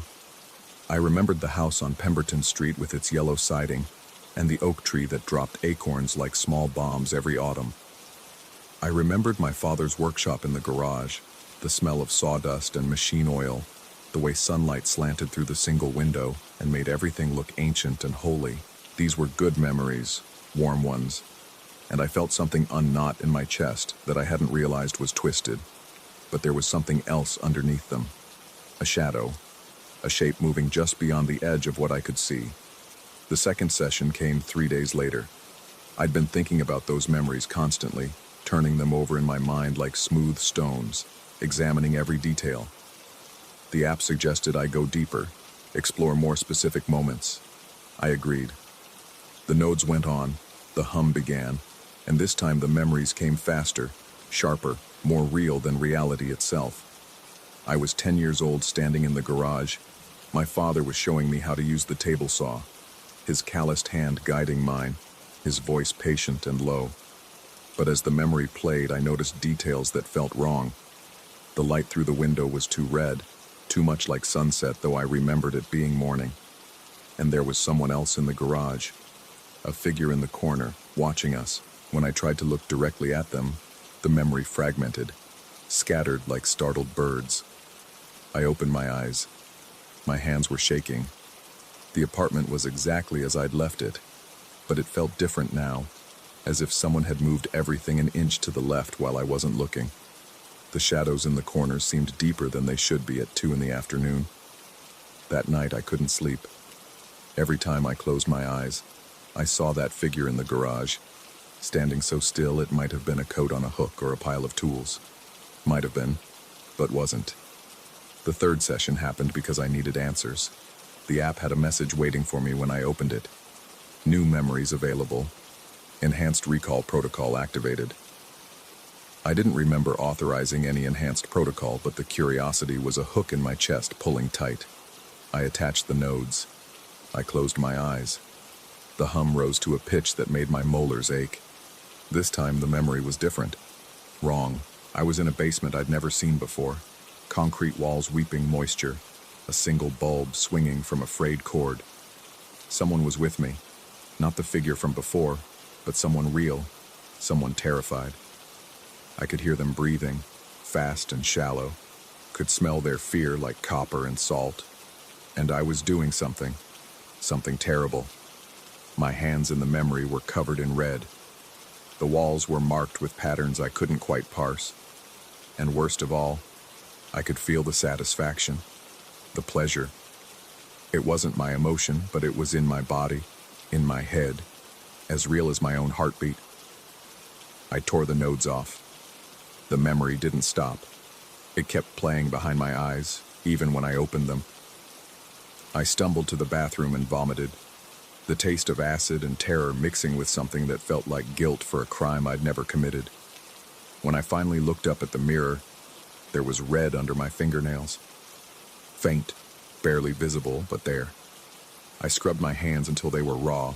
The red stayed, lodged in the lines of my skin like it had always been there, like it belonged. The news broke 2 days later.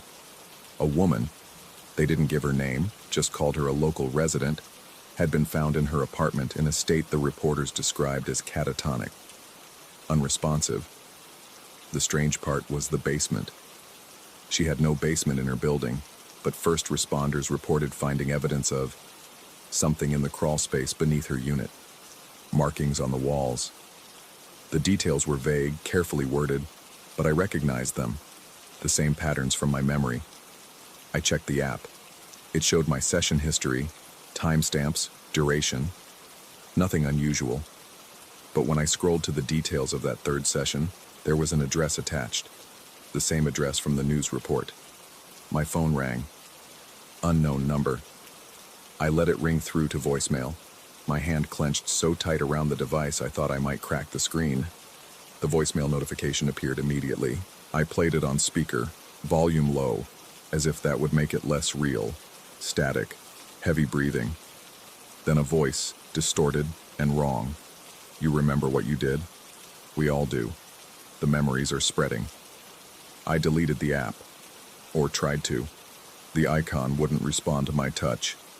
When I went into settings to uninstall it manually, it wasn't listed. But it was still there on my home screen, pulsing softly, like a living thing.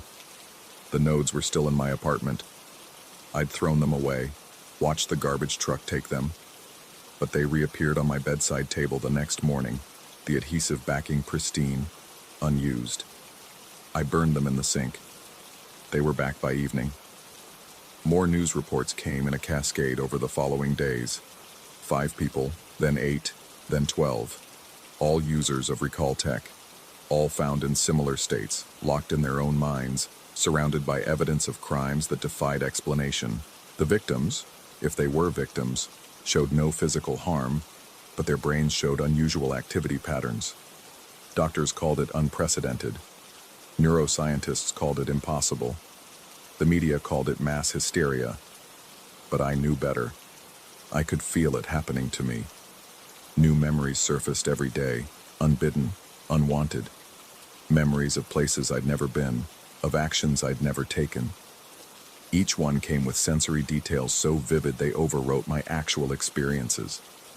I started losing track of what was real. Had I ever actually lived on Pemberton Street?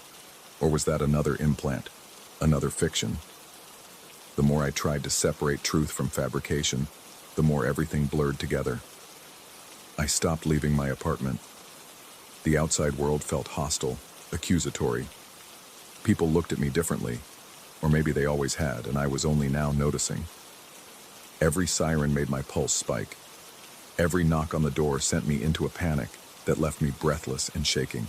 The app sent me notifications constantly now. New memory available, new memory available, new memory available. I turned off my phone. The notifications appeared on my laptop. I shut that down.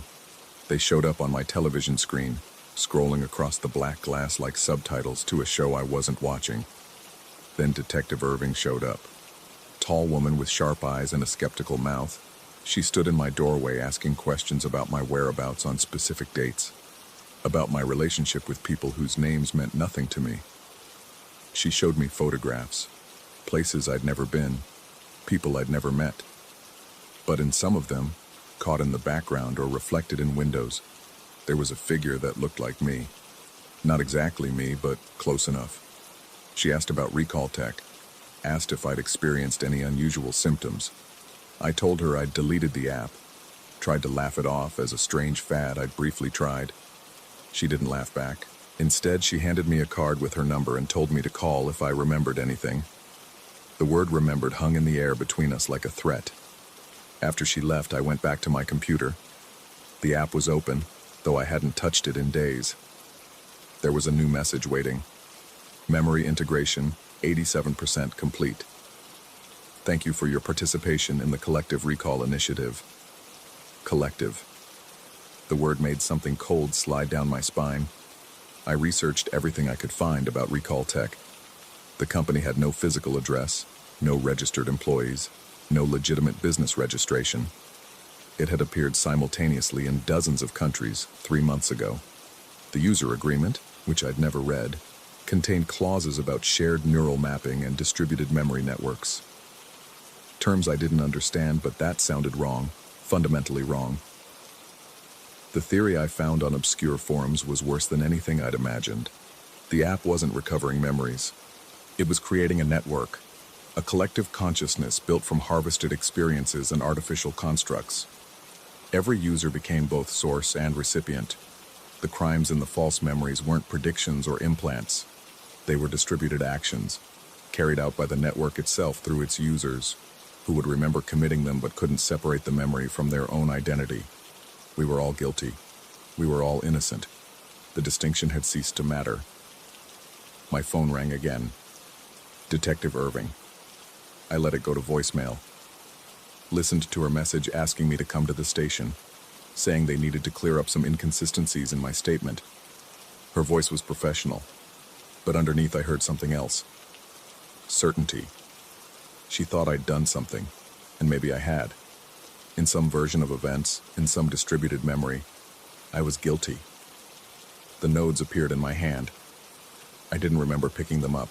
They felt warm, almost alive, and my fingers moved on their own, attaching them to my temples.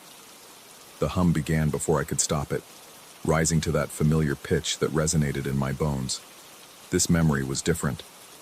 I was standing in my own apartment, looking at myself sitting in the desk chair, nodes attached, eyes closed, watching myself from the outside, as if I were the figure that had been lurking in all my other memories. And as I watched, I saw myself smile. An expression I'd never worn, never would wear. Saw my hands reach for something. Saw myself stand and walk toward the door with purpose and certainty. The memory ended. I opened my eyes. The apartment was dark. I didn't remember the sun setting, didn't remember hours passing. But my clothes were different now, and there was dirt under my fingernails. Real dirt, not the red that wouldn't wash away. And on my coffee table, there was a key I'd never seen before. The key was labeled with an address, not mine. I checked the news on my phone. A new case had broken an hour ago. Another recall tech user found unresponsive. Same address as the key. My hands were shaking so badly I could barely hold my phone. I called Detective Irving. No answer. Tried again. The call went straight to voicemail. On my third attempt, someone else picked up. A male voice, tired and wary, identified himself as her partner. He asked where I was, asked if I was alone, told me to stay where I was, that someone would be coming to help me. Help me. The words rang false. I looked at the key again, looked at my hands, the dirt, the clothes I couldn't remember changing into, and I realized with a clarity that felt like ice water in my veins that I had no way of knowing which version of events was real. Had I gone somewhere? Done something?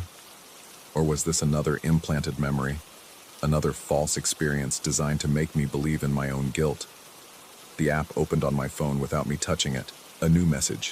Final integration in progress. Thank you for your service to the network.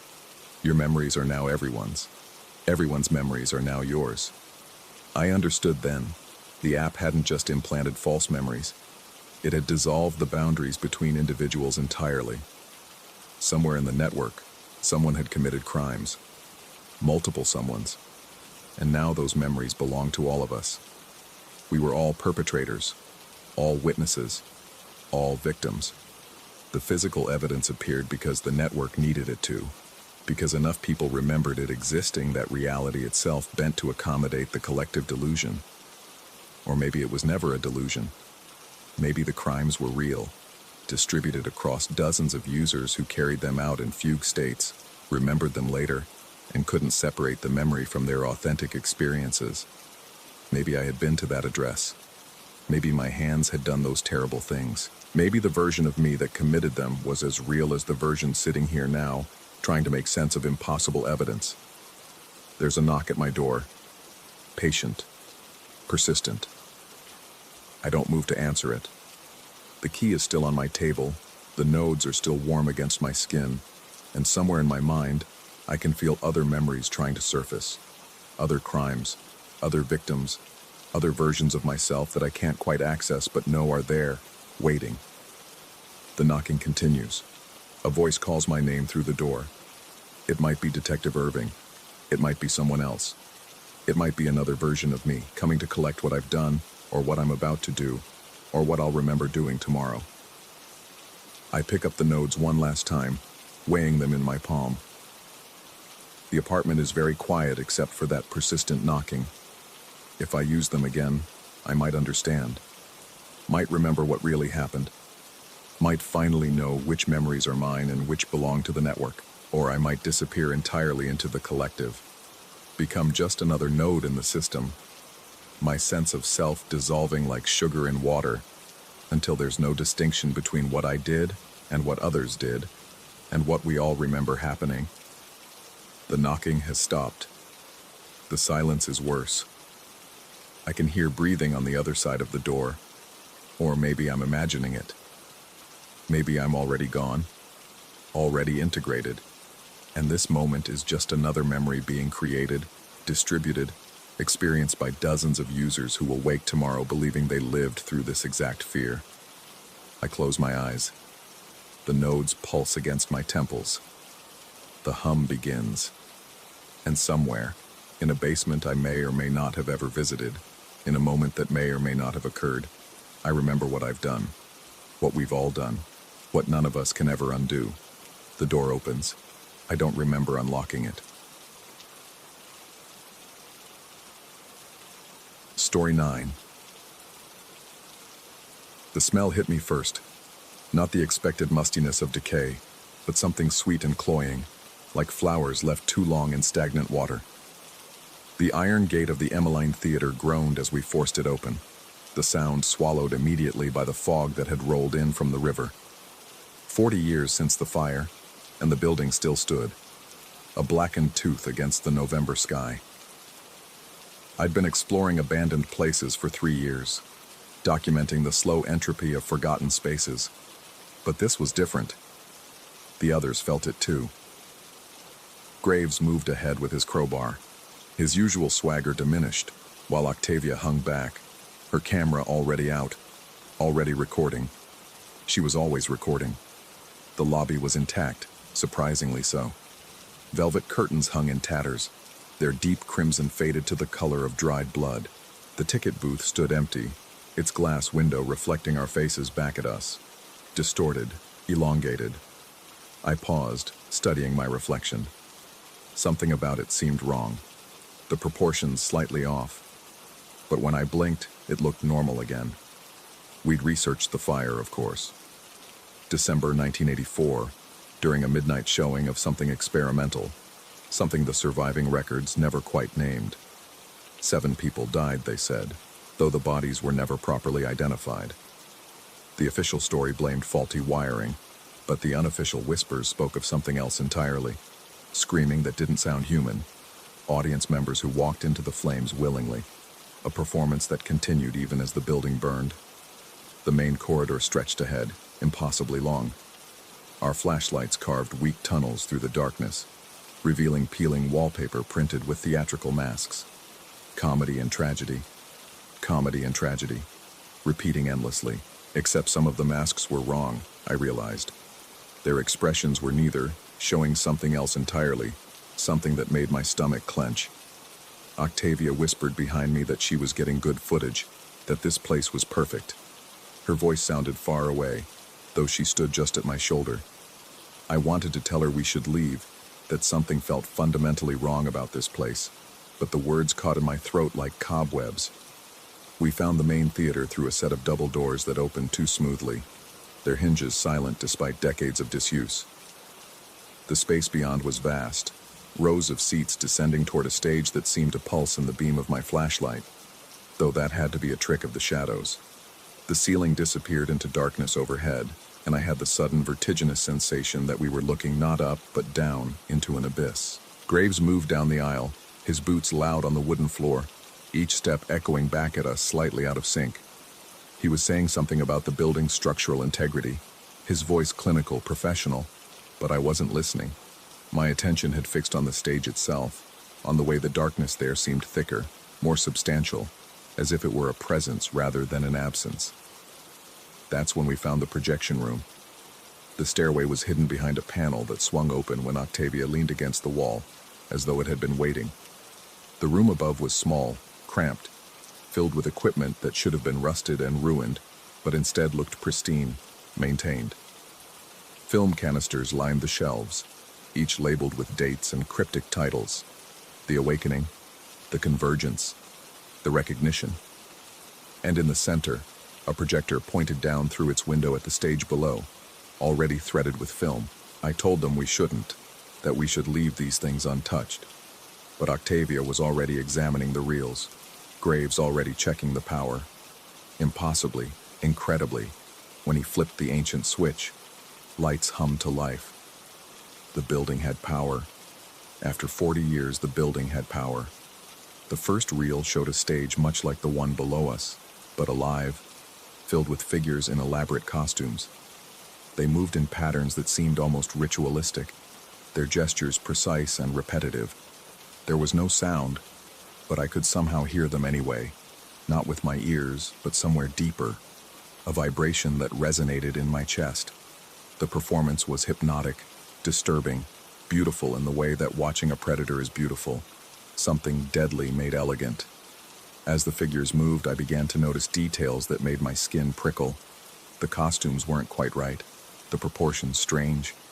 What I'd taken for masks were faces, but faces that didn't move correctly, that suggested bones arranged in impossible configurations beneath the skin.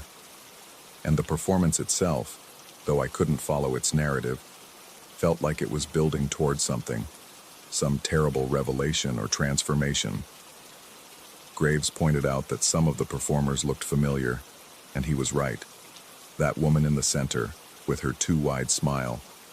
I'd seen her face before, on a missing person poster from the late 80s. And the man to her left, his movements jerky and unnatural, was the spitting image of a local teacher who'd vanished in the 90s. We told ourselves it was coincidence, similarity, our minds making patterns from chaos, but we didn't believe it. The second reel was worse. The performance had intensified, the movements more frantic, more purposeful. The camera work was strange, focusing on details that shouldn't have been significant. A particular seat in the audience, the way the shadows pooled in the corner of the stage, the almost imperceptible opening and closing of the curtains as though the theater itself were breathing. And through it all, that same vibration, that same sense of something building, accumulating, preparing to burst forth. When I recognized the next face, I felt my reality tilt. It was Juliana, a girl from my high school who disappeared during our senior year 15 years ago. She stood center stage, her mouth open in a silent scream or song, her hands raised in supplication or summoning. The camera held on her for a long moment, and I could swear her eyes found the lens, found us, watching across decades and death. We should have stopped then. We should have run, but the third reel was already loading itself, the projector clicking and whirring with mechanical certainty, and we were transfixed, unable to look away. This footage was different, newer, the quality sharper. though that made no sense. It showed the same stage, but empty now, the curtains drawn back to reveal nothing but darkness beyond. The camera remained fixed on that empty space for what felt like hours but was probably only minutes, and I found myself leaning forward, waiting for something to appear, to explain why this reel existed. Then the camera began to move. It panned slowly, deliberately toward the audience. The seats were no longer empty. Figures sat in them, shadowy and indistinct, but undeniably present. The camera moved from face to face, each one coming briefly into focus before sliding away to the next. And I began to recognize them too. Not as missing persons this time, but as people I'd seen more recently. A woman who'd sold me coffee that morning, a man I'd passed on the street last week, Octavia's neighbor, Graves's landlord. The recognition built like nausea, like certainty, like doom. The camera continued its methodical survey, moving closer to the front rows, to the center section. My hands were shaking, making my flashlight beam dance across the projection room walls. Octavia had stopped breathing, or so it seemed.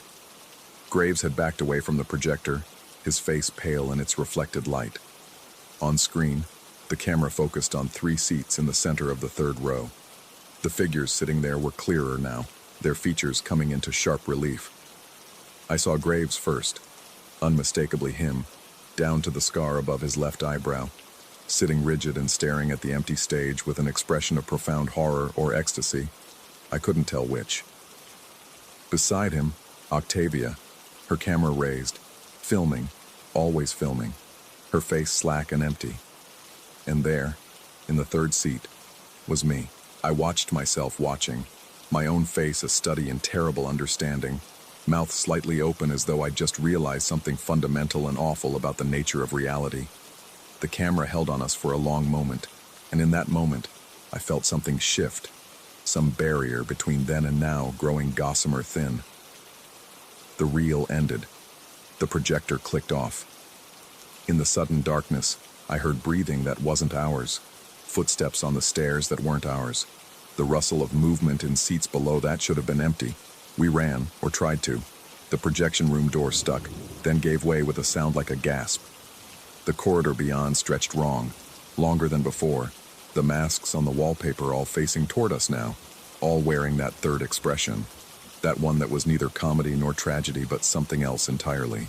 Behind us, from the theater proper, came sounds, the rustle of an audience settling into their seats, the murmur of anticipation, the heavy slide of curtains being drawn back. A spotlight snapped on somewhere, its beam visible through the gaps around the door, and I realized with dawning horror that the performance was beginning. We burst into the lobby, or what should have been the lobby. The space had changed, rearranged itself. The ticket booth was occupied now, a figure behind the glass watching us with eyes that reflected our flashlight beams like an animal's. The main doors stood ahead, but between us and them, I could see shapes moving in the darkness, converging. Graves reached the doors first and pulled, but they wouldn't open. They'd open inward, I knew they opened inward, but he was pulling and pulling, and they weren't moving. Octavia was screaming, actually screaming, her camera forgotten, hanging from its strap and still recording, still documenting everything. That's when I saw the tickets. They were in my hand, though I had no memory of taking them. 3 tickets, pristine and white, printed with today's date, and a showtime that was, according to my watch, 7 minutes ago. The Emmeline Theater, they read, presents The Recognition. Center section, third row, seats 14, 15, and 16. I understood then, with a clarity that felt like ice water in my veins. The theater hadn't been waiting for new performers. It had been waiting for its audience to arrive. We'd seen ourselves in that footage not because we were going to be there, but because we already were. Because we'd always been there. Because from the moment we stepped through that gate, we'd stopped moving forward through time and started moving sideways, slipping into a space where the performance never ended and the audience never left. The doors gave way suddenly, and we spilled out into the night, gasping, clutching at each other, alive and free.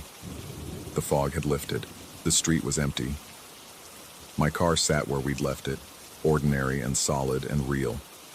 We drove away in silence, dropping Octavia at her apartment, Graves at his place. We promised to talk tomorrow, to make sense of what we'd seen, to watch the footage from Octavia's camera. But I knew we wouldn't. I knew that tomorrow we'd convince ourselves it was tricks of the dark, suggestible minds, the power of suggestion in a creepy place. We'd laugh nervously and agree never to go back. I'm sitting in my apartment now, writing this down while the memories are still fresh, while I can still feel the weight of those tickets in my hand. I've checked my pockets 3 times. They're not there. Of course they're not. Except my coat, hanging by the door, seems heavier than it should. And somewhere, very faint, I can hear music. Not from any identifiable source, but from everywhere and nowhere at once. It sounds like an overture, like the beginning of something that's been waiting a very long time to start. Tomorrow, I know, I'll wake up and question all of this. I'll think maybe I'm tired, stressed, that we all fed off each other's fear and imagination. I'll watch the news and see people going about their normal lives. And I'll convince myself that the world is solid and sensible and safe. But tonight, right now, I keep thinking about that footage, about the figure sitting in seat 16, about the expression on my own face, that look of terrible understanding. And I keep thinking about what comes after recognition, what the next act might be. Because somewhere in this city, in a theater that should be empty, the curtain is rising, the seats are filled, the performance is beginning, and I can't shake the feeling that I'm supposed to be there, that some part of me already is, that the person sitting here writing this is just an echo, a projection, a recording of something that already happened. The music is getting louder now, or maybe I'm just learning to hear it better. The tickets are in my coat pocket after all. I just checked. I don't remember putting them there. The showtime is in 3 hours. I'm not going to go. I'm not. I'm going to stay here, lock my doors, wait for morning. I'm going to be rational and safe and sane. But my car keys are in my hand, and my coat is on my shoulders, and my feet are carrying me toward the door, as though they know something my conscious mind refuses to accept. The theater is waiting. The performance cannot begin without its audience. And I've had these tickets all along, haven't I? Since before I was born, since before the fire, since the first time the Emma Lane Theater opened its doors and showed the world what lurks in the space between curtain and stage, between watcher and watched. I'm writing this last part in the car. The theater is ahead, its dark silhouette familiar now, almost comforting. The fog is returning, and in it I can see other cars arriving, other audience members making their way to the entrance. I recognize some of them from the footage. The coffee shop woman, the man from the street, all of us converging, all of us coming home. Octavia just texted. She's here. Graves, too. We're all here, finally, where we've always been supposed to be. The doors are opening. The usher is waiting. My seat is ready. The performance is about to begin. Story 10. The apartment smells wrong tonight. Not the usual staleness of recycled air and takeout containers, but something else beneath it. Copper and wet earth. I press my fingers against the port behind my right ear, feeling the familiar ridge of scar tissue where they installed the memory vault 3 years ago. The skin feels hot, inflamed, though it hasn't bothered me in months. I need another hit. Just one more replay. The technician at the clinic told me I was approaching dangerous usage levels, but what did he know about need? About the gnawing emptiness that follows you through every waking moment until you can slip back into something better, something already lived and cataloged and perfect. My fingers find the slim remote on the coffee table, navigate by muscle memory to file 247, that autumn afternoon when everything felt golden and possible. I close my eyes and press play. The memory loads differently this time.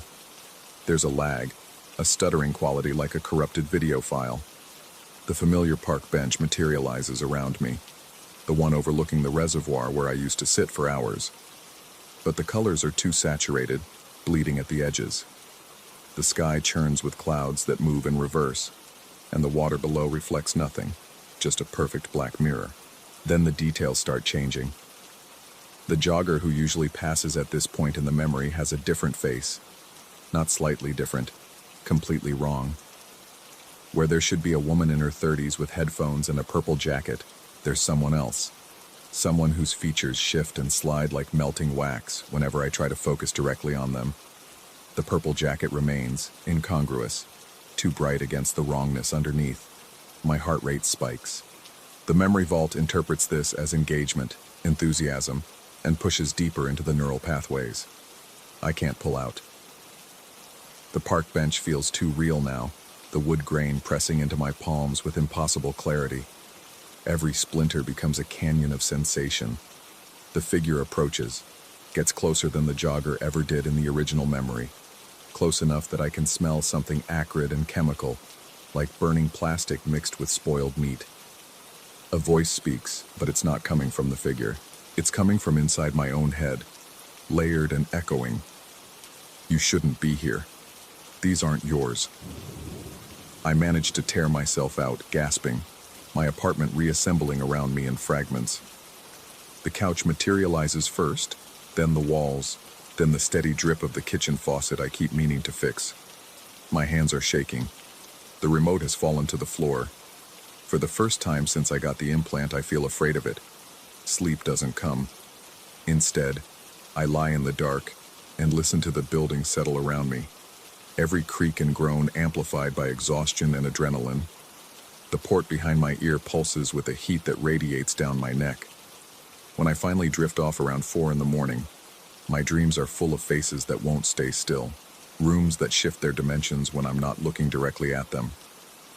The next day, I take the subway downtown to the clinic. The car is packed with the usual morning crush, bodies pressed together in artificial intimacy. I keep my eyes down, watching my reflection fragment across the scratched windows. But somewhere around the third stop, I start to feel it. The sensation of being watched, specific and intense, like a physical weight on the back of my neck. I turn slowly, scanning the crowd. Everyone is absorbed in their phones or their own thoughts, the practiced vacancy of city commuters. No one is looking at me, but the feeling intensifies, becomes almost unbearable. My skin crawls with it. A woman near the door catches my eye. She's wearing sunglasses despite the overcast morning, and something about her posture seems wrong, too rigid, like someone maintaining a pose for a photograph. When the doors open at the next stop, she doesn't move, even though she's positioned right in front of the exit. Just stands there while the crowd flows around her. The doors close. She's still watching me. I can feel it through the dark lenses. I force myself to look away, to focus on the advertisements running across the digital displays. But my peripheral vision keeps snagging on her, that unnaturally still figure in a sea of motion. When I risk another glance, she's gone. Completely vanished in the 30 seconds I wasn't looking. The space where she stood is empty, and no one else seems to have noticed. The clinic waiting room is trying too hard to be calming. Soft blue walls, white noise machines humming beneath new age music, the receptionist speaking in practiced gentle tones. I give my name and try not to fidget while I wait. The other patients look hollowed out, vacant in a way that has nothing to do with boredom. One man sits perfectly motionless, staring at nothing, a thin line of drool connecting his lip to his collar. That's what you'll look like soon, something whispers in my head, if you don't stop. When they finally call me back, it's not my usual technician. This one is younger, nervous, with eyes that won't quite meet mine. His name tag reads Elliot, and his hands shake slightly as he connects the diagnostic cables to my port. The scan takes longer than it should. I watch his face while the machine hums and clicks, watching his expression cycle through concentration, confusion, then something that might be fear. He pulls up screens of data I can't interpret, scrolls through long chains of code, his breathing getting shorter and faster. When he finally speaks, his voice is barely above a whisper. Your memory files have been corrupted, but not by system failure. Someone's been accessing your implant remotely, uploading new data. The room tilts slightly.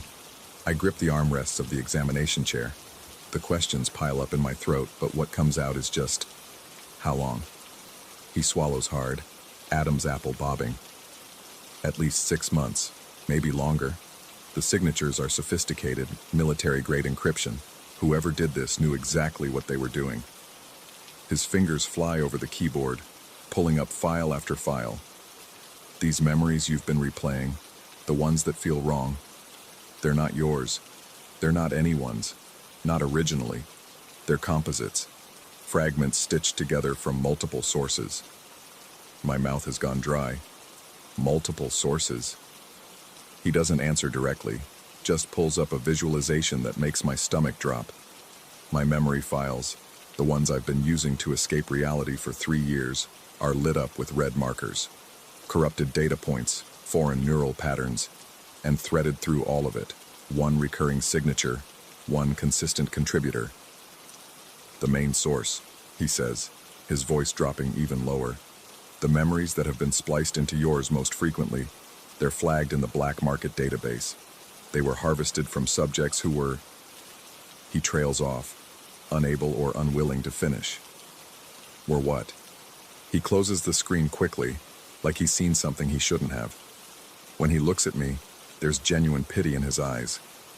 You need to remove the implant. Today, right now. And you need to be very careful. Whoever's been feeding you these files, they'll know the moment you start digging. They'll know I'm telling you this. As if summoned by his words, my phone buzzes. A text from an unknown number. Don't trust him. Come to the address below. Alone. I can explain everything. The phone buzzes again before I can react. Another message from the same number. I've been watching you. I know what you're experiencing. The distortions, the feeling of being followed. It's real. All of it. And it's only going to get worse. A third message arrives while I'm still staring at the second. Unless you give me what I need. I don't go home. Can't risk it. Instead, I find myself walking, putting distance between myself and the clinic, my phone burning like a hot coal in my pocket. The city moves around me in familiar patterns, but nothing feels solid anymore. Every face in the crowd could be watching. Every window could hide an observer. The paranoia isn't helped by the fact that my implant keeps activating on its own, brief flashes of memory bleeding through my vision without my input. A street corner becomes suddenly overlaid with a different street corner, somewhere I've never been, somewhere that smells like gasoline and night air. A passing stranger's face ripples and reforms into someone else's features for just a moment. The boundary between now and then, between real and recalled, is dissolving. I duck into a coffee shop, order something I don't want just to have a reason to sit down. The barista looks at me with concern, and I wonder what expression I'm wearing. What's showing on my face that makes her hand tremble slightly when she gives me my change. My phone buzzes again. This time it's not a text, but a file transfer notification. Someone is sending me a memory directly, pushing it through the memory vault's wireless protocol. I should refuse it, delete it immediately. Instead, my finger hovers over the accept button, curiosity and dread mixing into something toxic. I accept. The memory hits hard and immediate. No gentle loading sequence. I'm somewhere industrial, all concrete and exposed pipes and fluorescent lights that flicker with a frequency just below the threshold of visible. The perspective is wrong, too low, and I realize with sick certainty that this isn't my memory. I'm experiencing someone else's point of view, someone who was terrified, who was trying to crawl away from something.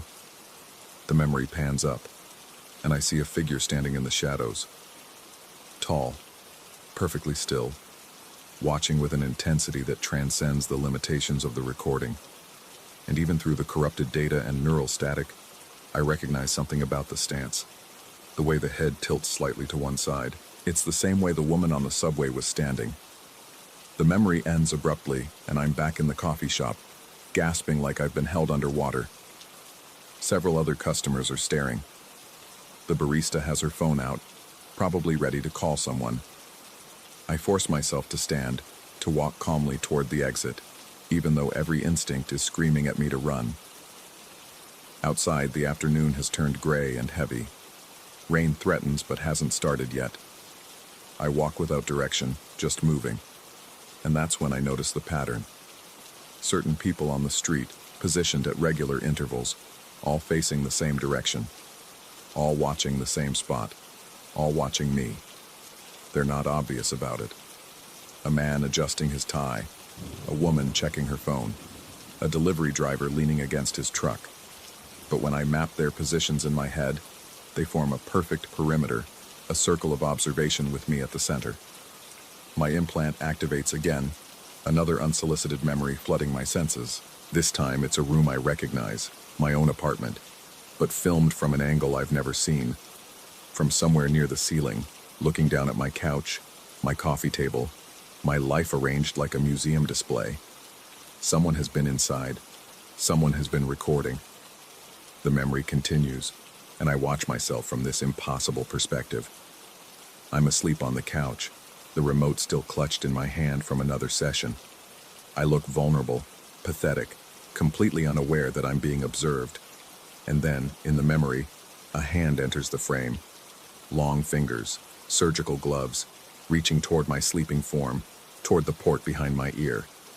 I tear myself out of the memory so violently that I stumble, nearly falling into the street. A car horn blares, someone shouts. But all I can think about is how many times I've woken up on that couch with no memory of falling asleep there, with unexplained gaps in time, with the port feeling tender and used. My phone rings, not a text this time, an actual call from the same unknown number. I stare at it for 3 rings, 4, 5. On the 6th, I answer. Silence on the other end, but not empty silence. The kind that's full of breathing, of presence, of someone listening as intently as I am. Finally, a voice.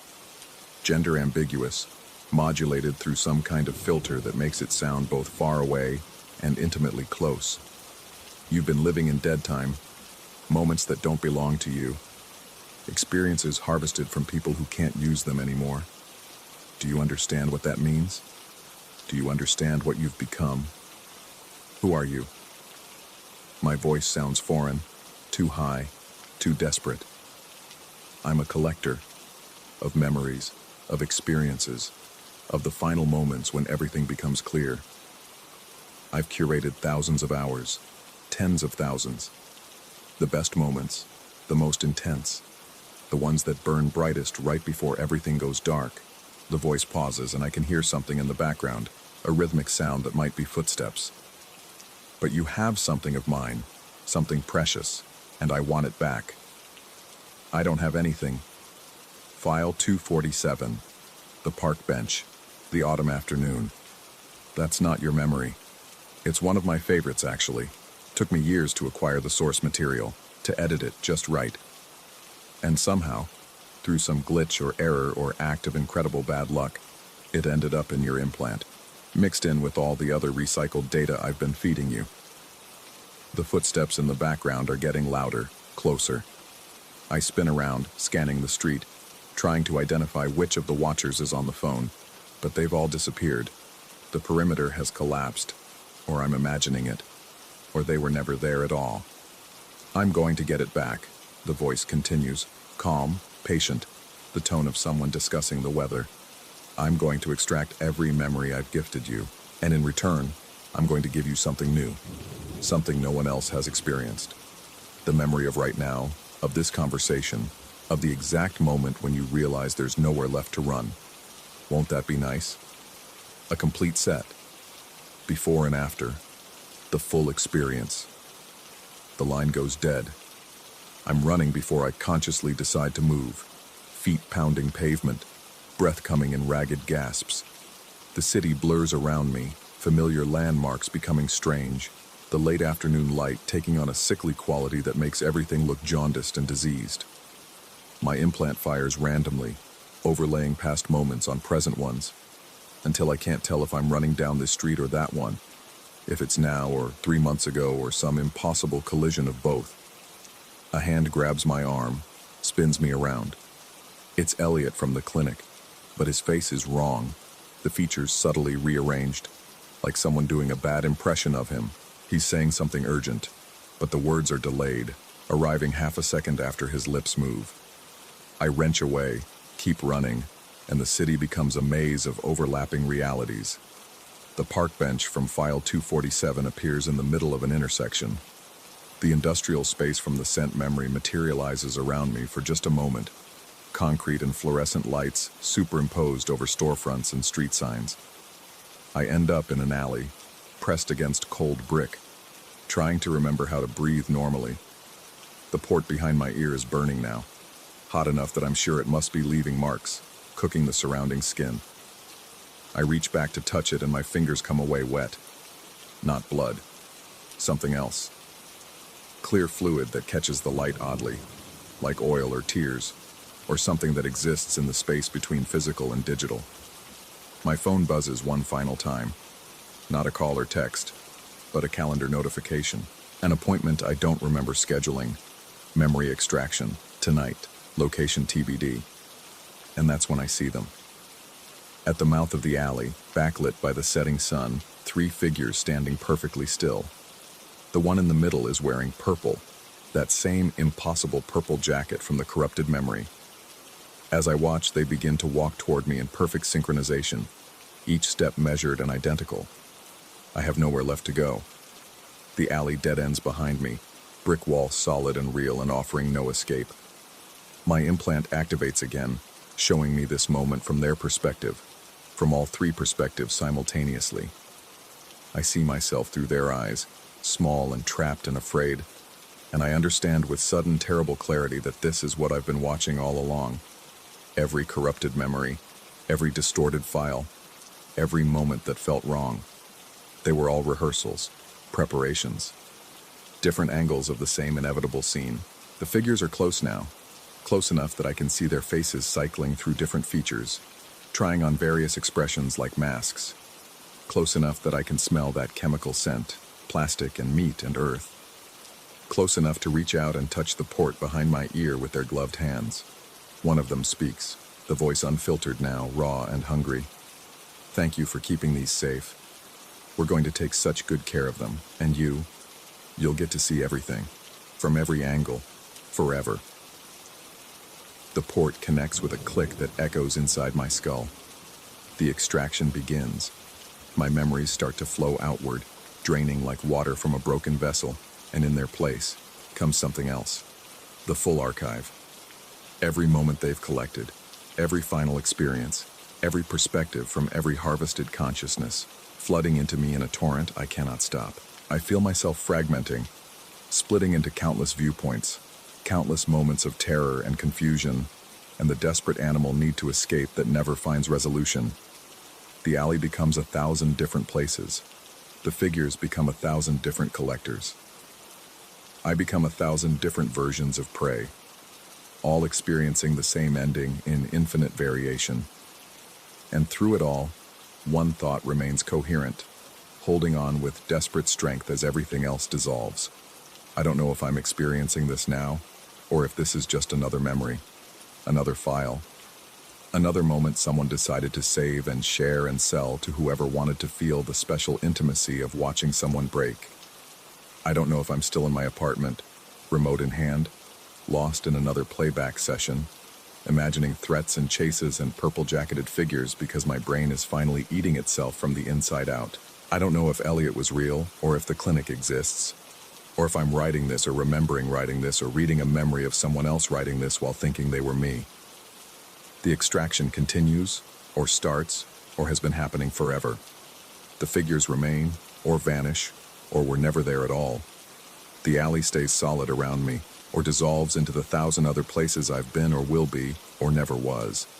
And in my pocket, my phone buzzes with a notification I'll never read, a message I'll never answer, another file transfer from another unknown source, ready to show me one more moment that doesn't belong to me, one more experience that will layer itself over whatever remains of who I used to be, until the distinction becomes meaningless, until everything is just data waiting to be played back and consumed and recycled again. The port behind my ear burns with a heat that transcends sensation, and I realize with the last coherent thought I may ever have that I don't know if I'm screaming, or if I'm just remembering screaming, or if I'm experiencing someone else's memory of this moment, recorded and curated and fed back to me in an endless loop. I don't know. I don't know. I don't...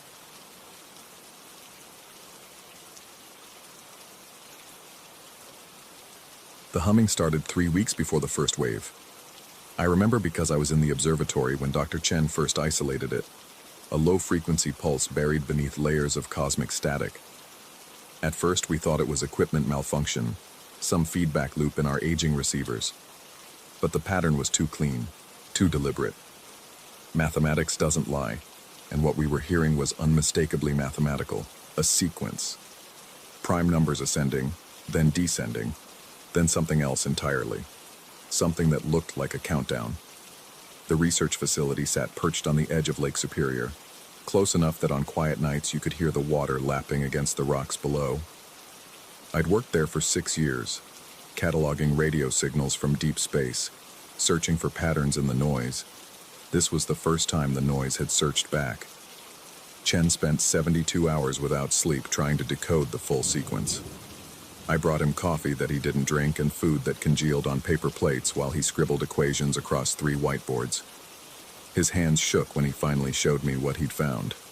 Not from exhaustion, I realized later. From fear. The countdown would reach 0 in 11 days. We reported it, of course. Filed the proper documentation with the appropriate agencies. The response was predictable. Bureaucratic acknowledgement followed by silence. They probably thought we were crying wolf, another SETI team desperate for validation. I might have thought the same thing if I hadn't been there in the room when Chen played the full decoded sequence through the speakers. It sounded like singing. Deep, resonant, almost below the threshold of hearing. It made my teeth ache and my eyes water. Chen shut it off after 30 seconds, but the sound lingered in my skull for hours afterward, a phantom vibration that wouldn't quiet. That night, I dreamed of water for the first time. Dark water, stretching endlessly in all directions, and something massive moving beneath the surface. I woke with my sheets damp with sweat, my mouth tasting of salt and copper. The lake outside my window was perfectly still, reflecting the moonlight like polished obsidian. I told myself it was nothing, just the stress manifesting in my subconscious. I was good at lying to myself back then. The humming grew louder over the following days, not in our equipment, but in the air itself, a subtle vibration that you felt more than heard. Other people started noticing it too. The graduate students working late shifts complained of headaches and nausea. 2 of them quit without explanation, packed their things and drove away in the middle of the night. Chen stopped eating entirely. He'd stand at the window for hours, staring out at the lake, his lips moving silently as though reciting something. I asked him once what he was thinking about. He didn't turn around when he answered, his voice flat and distant. The water is deep here. Very deep. 5 days before 0, the first reports started coming in from around the world. Unusual behavioral patterns detected in coastal populations. People standing on beaches, staring at the horizon. Swimmers venturing further out than usual, requiring rescue. Nothing conclusive, nothing that couldn't be explained by coincidence or confirmation bias. But the pattern was there if you knew how to look. I knew how to look. The facility director called an emergency meeting and told us we were shutting down for a week, mandatory leave. Some nonsense about equipment maintenance and safety inspections. We all knew what it really meant. They wanted us gone before whatever was going to happen, happened. Most of the staff left that same day. Chen didn't. Neither did I. We had to know. 3 days before 0, I stopped being able to sleep. Every time I closed my eyes, I was back in that dream ocean, feeling something vast and ancient moving beneath me. The pressure of its attention was suffocating, like being observed by something so large that it didn't quite understand what I was. An ant beneath a magnifying glass, a specimen on a slide. Chen had stopped speaking almost entirely by then. He'd set up a cot in the observation room and stayed there around the clock, monitoring the signal. His eyes had taken on a strange, glassy quality, and there were dark circles beneath them that looked less like exhaustion and more like bruises. Sometimes I'd catch him with his ear pressed against the wall, listening to something I couldn't hear.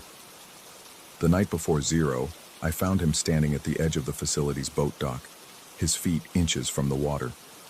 The lake was perfectly calm, but the moonlight on its surface seemed wrong somehow. Too bright, almost phosphorescent. I called his name and he turned to look at me. For just a moment I didn't recognize him. His expression was serene, almost blissful, and when he smiled, his teeth looked too white in the darkness. He told me he could hear them singing down there, building their cathedral in the deep places. He said it was beautiful. He said I'd understand soon. I grabbed his arm and pulled him back from the edge, and the moment my skin touched his, I heard it too. That deep, resonant sound from the decoded signal. But this time it wasn't coming from speakers or equipment. It was coming from everywhere, from the water and the air and the ground beneath our feet. It was coming from inside my own chest, resonating in my bones. I let go and stumbled backward, my heart hammering. Chen just stood there, still smiling that terrible, peaceful smile. Then he walked back to the facility without another word, leaving me alone on the dock with the sound of gentle waves and something else. Something that might have been breathing, rising from the depths below. 0 hour came at 3:47 a.m. I was in the observation room, had been for hours, unable to do anything else. The countdown reached its final sequence and the signal changed. It went from that low-frequency hum to something else entirely. Something that bypassed my ears and went straight into my brain. Not sound exactly, but meaning, pure and undiluted. The invitation. Through the window I watched them come. People emerging from houses, from cars, from everywhere. Moving with synchronized purpose, converging on the lake. There was no running, no panic. Just that steady, inexorable march toward the water. They walked into the shallows, into the depths, and kept walking even as the water rose over their heads. They didn't struggle. They didn't drown. They simply continued, step by step, down into darkness. Chen went too, of course. I watched him walk past the window, his expression still serene, still smiling. He didn't look back. I didn't go. Something in me resisted. Some stubborn, screaming part of my consciousness that refused the invitation. The signal battered against my mind like waves against a breakwater, but I held firm. I don't know why I was immune, or if immune is even the right word. Maybe I was just broken in the right way. Maybe my fear was stronger than the call. The lake took thousands that night. The morning news was chaos, global panic, conspiracy theories and religious fervor and government denials. But I wasn't watching the news. I was watching the lake. The water had changed. It was darker now, thicker somehow, and there were patterns on the surface, geometric formations that shouldn't exist in nature. And beneath them, lights. Faint at first, then growing stronger. Bioluminescence, perhaps, or something else. Something they were building down there in the crushing pressure and absolute dark. I stayed at the facility because I had nowhere else to go.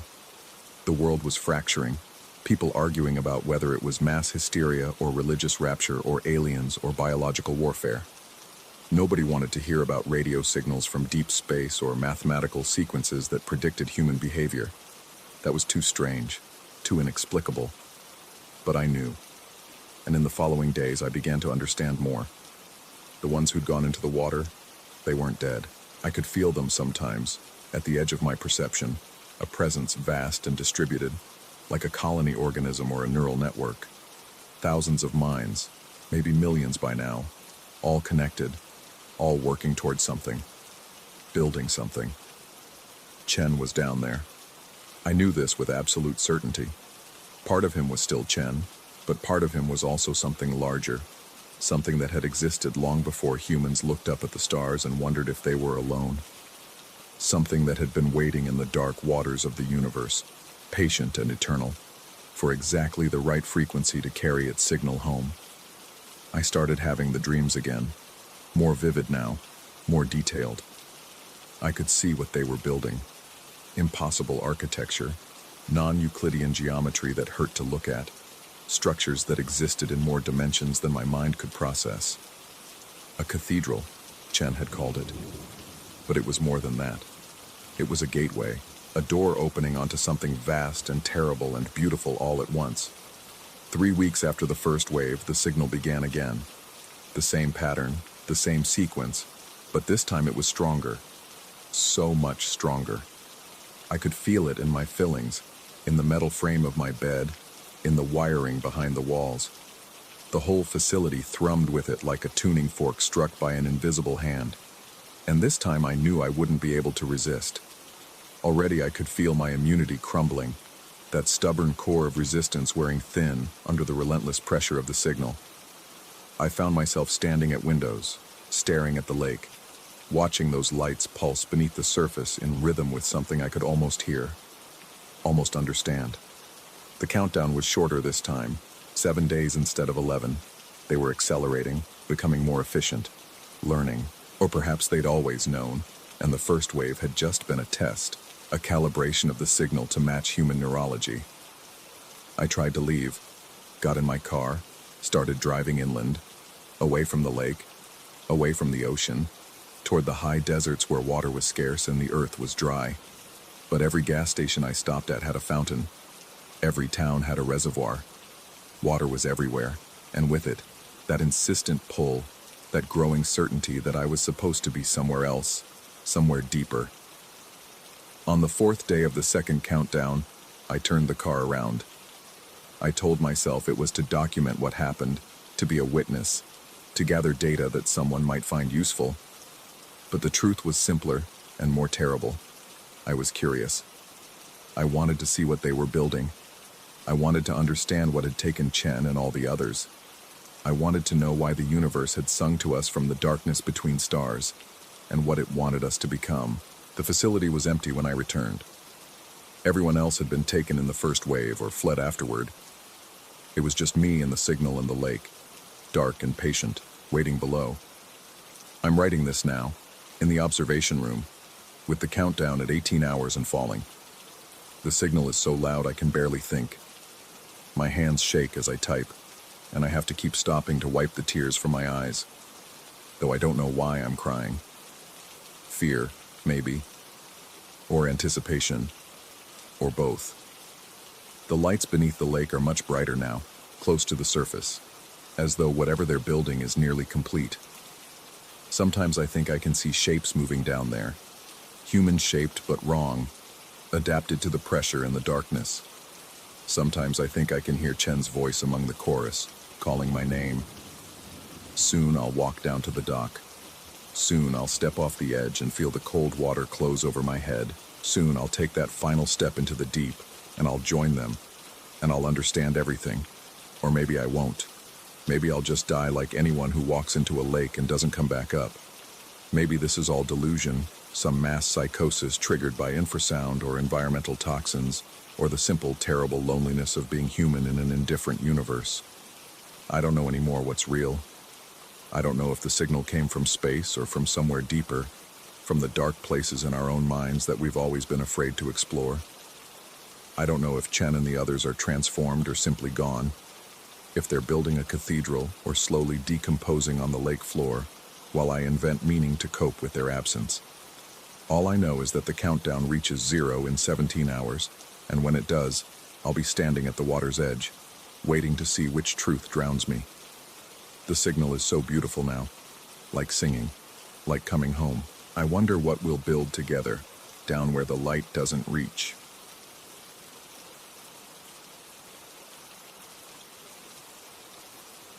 Story 12.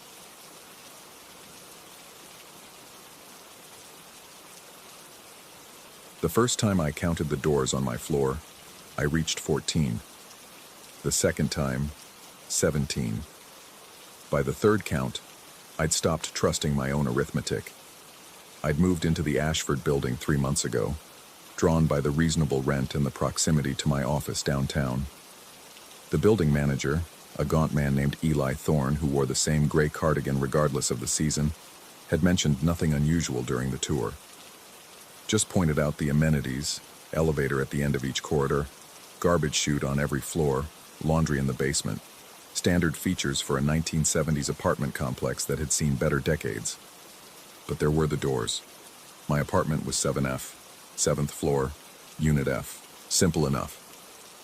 except the hallway that led to my door contained entrances that made no geometric sense. Between 7E and 7F, there should have been nothing but wall. Instead, 3 doors stood in that space, unmarked and identical to every other door in the building. Same brushed steel numbers that should have been there. Same peeling beige paint. Same tarnished brass handles. I'd asked Thorne about them during my second week. He'd looked at me with eyes that seemed too tired for his age, and told me that some doors were maintenance access, others led to storage spaces created during renovations, and a few were simply architectural quirks from when the building expanded in the 80s. He'd suggested, with a politeness that felt rehearsed, that I shouldn't worry about doors that weren't mine. The problem was, I couldn't stop noticing them. They multiplied in my peripheral vision. Walking to the elevator, I'd count 6 doors between mine and 7G. Returning an hour later, there'd be 8. The fluorescent lights hummed at a frequency that made my molars ache, and in that sickly yellow glow, the hallway seemed to stretch and contract like something breathing. I began creating a map. Not out of obsession, I told myself, but practicality. If the building's layout was genuinely confusing, documentation would help. I used my phone at first, photographing each door, noting its position relative to the apartments I knew were legitimate. The photos came out strange, blurred in ways that my phone's camera shouldn't produce. In some shots, doors appeared in positions where I'd sworn there'd been only wall seconds before. The other residents moved through the hallways like sleepwalkers, eyes forward, never pausing at the extra doors. In the elevator, they stared at the numbers above the door with an intensity that suggested determination rather than absent-mindedness. Mrs. Delacroix from 7C, a woman in her 70s who'd lived here for decades, had perfected this practiced ignorance. When I'd tried to mention the doors to her once, she'd simply smiled with her entire face except her eyes, and told me that old buildings have their peculiarities. That was before the disappearances started, or perhaps they'd been happening all along, and I'd only just begun noticing. It began with sounds. Late at night, I'd hear footsteps in the hallway, normal enough in an apartment building. But these footsteps would approach a door, stop, and then come the sound of it opening. Not the familiar click and squeak of an apartment door, but something heavier, like a bank vault seal breaking. And then, silence. No footsteps continuing into an apartment, no door closing. Just the hum of fluorescent lights and the building's ancient pipes groaning through the walls. I started keeping a log. Each time I heard those sounds, I'd note the time and try to determine which door had opened. The pattern emerged gradually, like a photograph developing. The sounds always came from the unmarked doors, the extras, the ones that shouldn't exist. Then Ravi from 7H vanished. The building manager claimed he'd broken his lease and moved out suddenly. But I'd seen Ravi's car in the parking garage the morning after his supposed departure. His mail accumulated in the lobby box. When I walked past 7H, I could smell the beginning rot of forgotten food through the crack under his door. No one else seemed concerned. The other residents continued their determined ignorance, and Thorne had simply shrugged when I'd pressed him about it, mentioning something about the deposit being forfeit and the lease terms being clear. That's when I decided to investigate properly. I started with the building's history. The library's digital archives contained more than I'd expected. The Ashford building stood on the former site of the Whitmore Sanitarium, a private psychiatric facility that operated from 1923 to 1959. The sanitarium had gained a reputation for experimental treatments. The articles used that word, experimental, with a careful neutrality that suggested something darker lurking beneath. What I found in the medical journals from that era made my skin prickle in the overheated library reading room. Dr. Virgil Whitmore, the sanitarium's founder, had been obsessed with perception and spatial awareness. His published papers discussed treating patients with distorted senses of space and time, but his proposed methods were unconventional. He'd theorized that certain geometries could affect human consciousness, that architecture itself could be therapeutic or harmful. The sanitarium had burned in 1959, a fire that killed 3 staff members and injured several patients. The official report blamed faulty wiring, but I found a letter to the editor in a local paper from the week before the fire. written by a former nurse at the facility. She'd claimed that Dr. Whitmore's experiments had gone too far, that he was no longer trying to cure perceptual disorders but creating them, that he'd built rooms and corridors that made people lose their sense of when and where they were. The letter ended abruptly, as if the editor had cut it off mid-thought. When the Ashford building was constructed in 1970, the architectural plans showed a standard residential layout. But comparing those plans to the building as it existed now revealed discrepancies. Corridors that should have been straight showed odd angles. Spaces that should have contained apartments gaped empty on the blueprints, and throughout the plans, in faded pencil marks that looked like a later addition, someone had drawn small symbols, circles with radiating lines, next to certain walls. I took those blueprints home and spread them across my apartment floor, trying to overlay them with my own maps.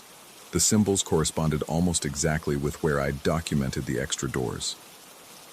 That night I heard my neighbor screaming. Not from 7E or 7G, the apartments that actually bordered mine. The scream came from somewhere that shouldn't exist, somewhere in the wall between us. It lasted only seconds before cutting off sharply, but in that brief moment, I'd recognized the voice, Mrs. Delacroix. I ran into the hallway.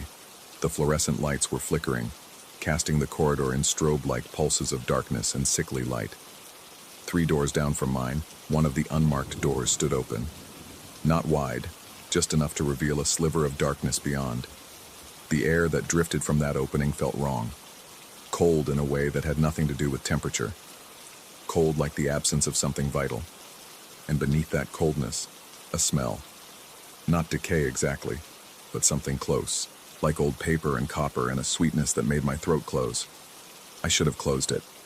Should have gone back to my apartment, locked the door, called building management. Instead, I approached. The darkness beyond the door wasn't complete. As my eyes adjusted, I could make out a corridor identical to the one I stood in. Same beige paint, same industrial carpet worn through to the backing in places. But the fluorescent lights in that other corridor weren't flickering. They weren't on at all. The faint illumination came from somewhere else, somewhere deeper in. I heard breathing. Not my own, though my breath came shallow and quick. This breathing was measured, deliberate. The sound of something waiting with infinite patience. Then I heard Mrs. Delacroix's voice, distant and echoing. She was speaking rapidly, her words tumbling over each other in a way that suggested barely controlled panic. She was saying that she'd made a mistake, that she'd opened the wrong door, that she just wanted to go home, please. She just wanted to go home. But there was no other voice responding, just that steady, patient breathing. I reached for the door to close it, and that's when I saw the writing on the frame. Carved into the metal, almost invisible unless you knew to look. Dates. Dozens of them, scratched in tiny, desperate numerals. They went back decades. 1971, 1985, 1993, 2009. The most recent was from 2 weeks ago. My hand touched the door's edge, and pain lanced through my fingers. Not from any physical injury. The metal wasn't sharp or hot, but the sensation of touching it felt like touching something that existed in multiple moments simultaneously. My fingers were here, in the hallway, in October, but they were also somewhere else, someone else.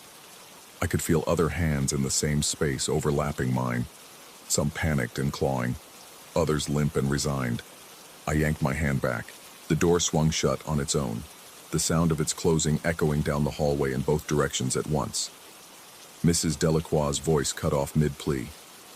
I stood in the empty corridor, my hand throbbing with phantom sensations, and noticed something that made my stomach drop.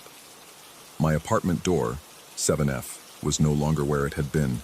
The entire hallway had shifted. The door that had been 3 down from mine was now directly across. The elevator that should have been to my left was gone entirely, replaced by a stretch of corridor that seemed to curve slightly, though the building had only straight hallways. I walked toward where my apartment should be, counting doors. 14, 20, 32. The numbers on the doors I passed made no sense. 7F, 7M, 7Q, 7AA. Some had no numbers at all, just empty spaces where the brass letters should have been fixed. The fluorescent lights continued their irregular flickering, and in the gaps of darkness between pulses, I saw movement, shadows that didn't correspond to anything casting them, shapes that moved against the direction of the light. And I heard more breathing now, not from one direction but all around me, in the walls, under the floor, above the drop ceiling with its water-stained tiles, patient and waiting and hungry. I found a door marked 7F finally, but when I tried my key, it wouldn't turn. The apartment beyond looked wrong through the peephole. Same layout, same furniture, but everything was positioned slightly off. The couch faced the wrong direction.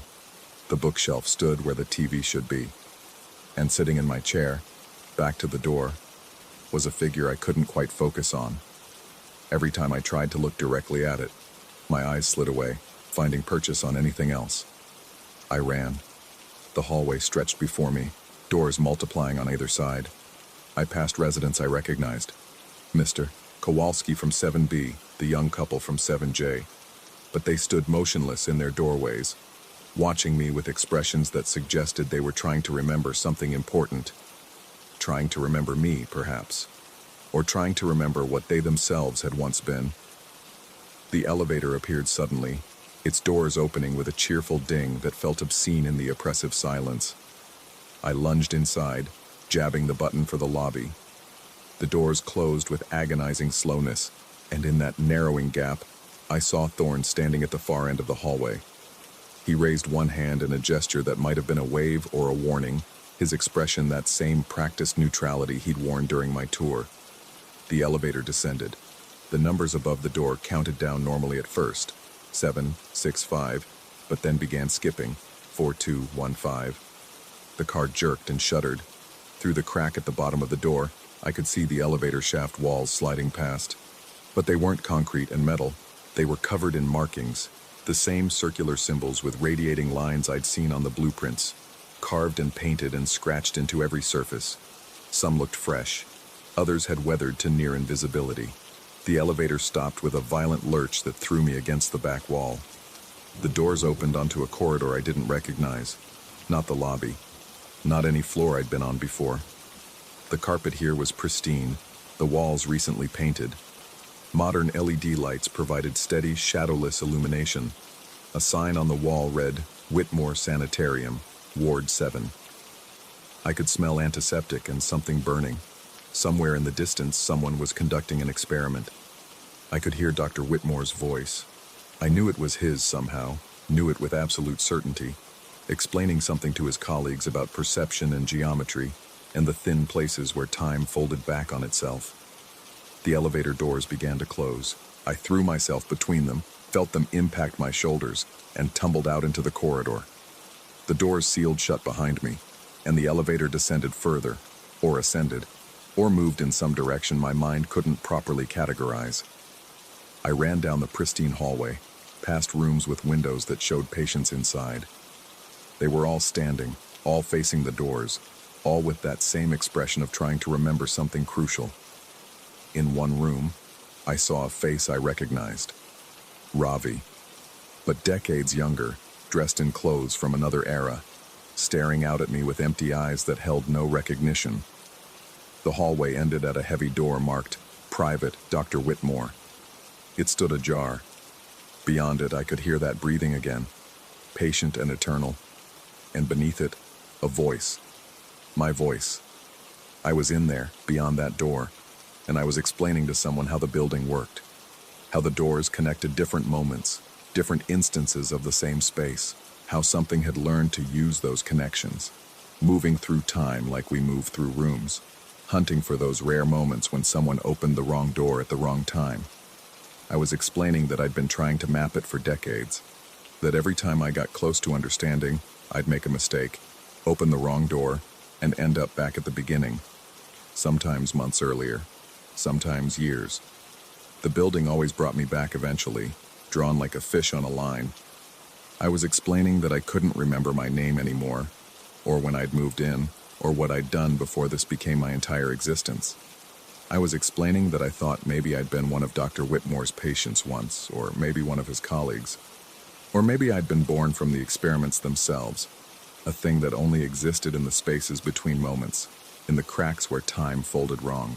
I was explaining that I couldn't stop trying to map it, couldn't stop opening doors, because the thing that hunted through these temporal corridors was getting better at its hunting, faster, more efficient, and if I didn't figure out how to close the doors permanently, it would eventually learn to open them from its side, to push through into the moments where people lived their normal lives, unaware of the predator moving through time toward them.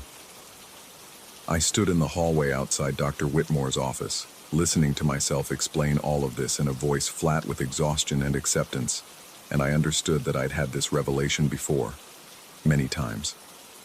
That I was trapped in a loop of my own making, drawn to investigate the building's mysteries, discovering the truth, and then losing it all when I inevitably opened another wrong door. The breathing grew louder. I turned and ran back the way I'd come, but the corridor had changed.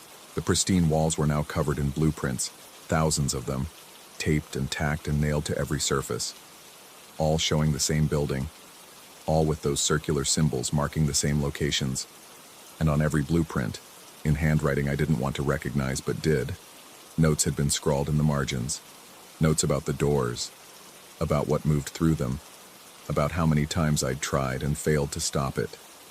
The elevator was gone. In its place, just another unmarked door.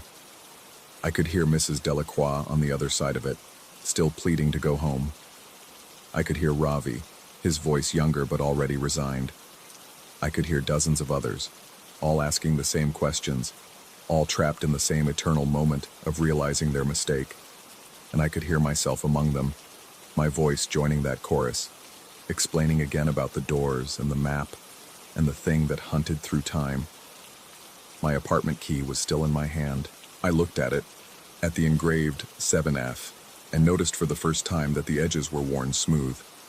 Not from weeks or months of use, but years, decades.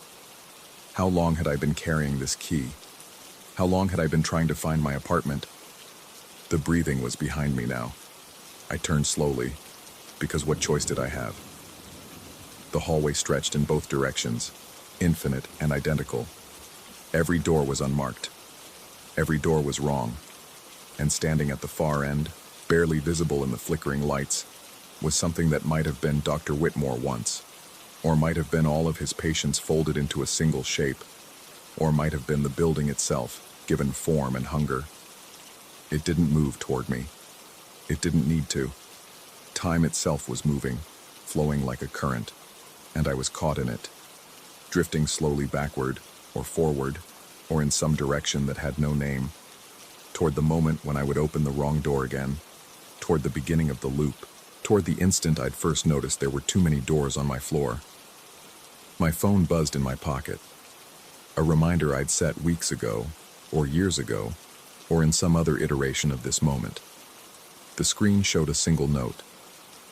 Count the doors, trust the map, don't open anything marked with circles. But I couldn't remember what the circles meant. I couldn't remember why I'd written this warning to myself. The knowledge was slipping away like water through fingers, leaving only the vague sense that I'd understood something important once. The hallway's fluorescent lights steadied, stopping their flicker.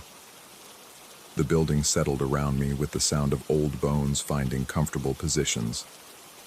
From somewhere far above or far below or far in some other direction entirely, I heard the sound of a door closing and a lock clicking into place. I found myself standing in front of apartment 7F. My apartment. The door was exactly where it should be, and my key turned smoothly in the lock. Inside, everything was exactly as I'd left it this morning. The blueprints were gone from my floor. My phone's photo gallery showed only normal pictures. No blurred images of impossible doors. My notes about the building's history had deleted themselves, leaving just the default apps on my home screen. I walked to my window and looked out at the city. Evening was falling, painting the sky in shades of amber and purple. Cars moved through the streets below in their normal patterns. People walked their dogs. Life continued in its usual rhythm. Behind me I heard a sound. Just the building settling, probably. The pipes groaning as someone elsewhere turned on their shower. the ordinary noises of an ordinary apartment building. But when I turned around, I counted the walls of my living room. 4 walls, standard for a rectangular room. I counted again, because something felt wrong. 4 walls. I counted a third time, slowly, touching each one to be certain. 5 walls. The extra wall was exactly where a wall should be. Same paint, same baseboards, same electrical outlet. But I knew, with the certainty that comes from memories I couldn't quite access, that yesterday there had been only 4. In the center of that 5th wall, at exactly eye level, someone had carved a small symbol, a circle with radiating lines. And below it, barely visible unless you knew to look, a question scratched in letters so small I had to press my face nearly against the wall to read them. How many times have you counted the doors today? I stood in my apartment as evening deepened tonight, trying to remember if I'd moved in 3 months ago, or 3 years, or 30. Trying to remember if my name was written on the lease or just appeared there, like the extra doors, waiting for someone to notice something was wrong. From the hallway outside my apartment, I heard footsteps approaching. They stopped at my door, paused, continued down the hallway to where they shouldn't be able to continue, because the hallway ended at the elevator. But I could hear them walking further, growing fainter, and then the sound of a door, a heavy door, like a vault, opening somewhere in the impossible distance. The breathing began again, patient and eternal, waiting for me to forget, waiting for me to notice the doors again, waiting for me to start mapping the building again, waiting for me to open something I shouldn't, because that's what I do. That's all I've ever done. That's all I'll ever do. I just can't remember why I started, or if I ever had a choice to stop.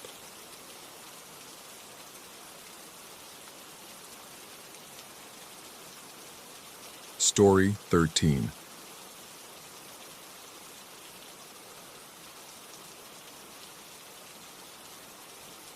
The pills sit on my nightstand like small white sentinels, their presence as necessary as breath itself. 23 years of practice, 23 years of swallowing other people's terrors, and I've never missed a dose. Until tonight. The realization comes at 3:47 a.m. when I wake to find my tongue thick and cotton dry, my hands trembling with a frequency I don't recognize as my own. The pill case lies open and full beside my water glass. The ritual undone, the dam unguarded. I discovered the technique by accident during my residency, back when I still believed in the sterile boundaries between doctor and patient, between their minds and mine. Mrs. Chen, no, I shouldn't use names even in my own thoughts, an elderly woman with night terrors so severe she'd gone 72 hours without sleep. Standard treatments failed. In desperation, I tried an experimental hypnotic approach, pressing my consciousness against the membrane of her dream state, and I fell through. Her nightmare was a gray room that stretched infinitely, filled with the sound of her mother's disappointed sighs. I could taste the shame in the air, feel the weight of expectations pressing down like wet wool. When I reached out to touch the walls, they dissolved. The terror flowed into me like ice water through a crack, and when we both woke, she smiled for the first time in months. She slept peacefully that night. I did not.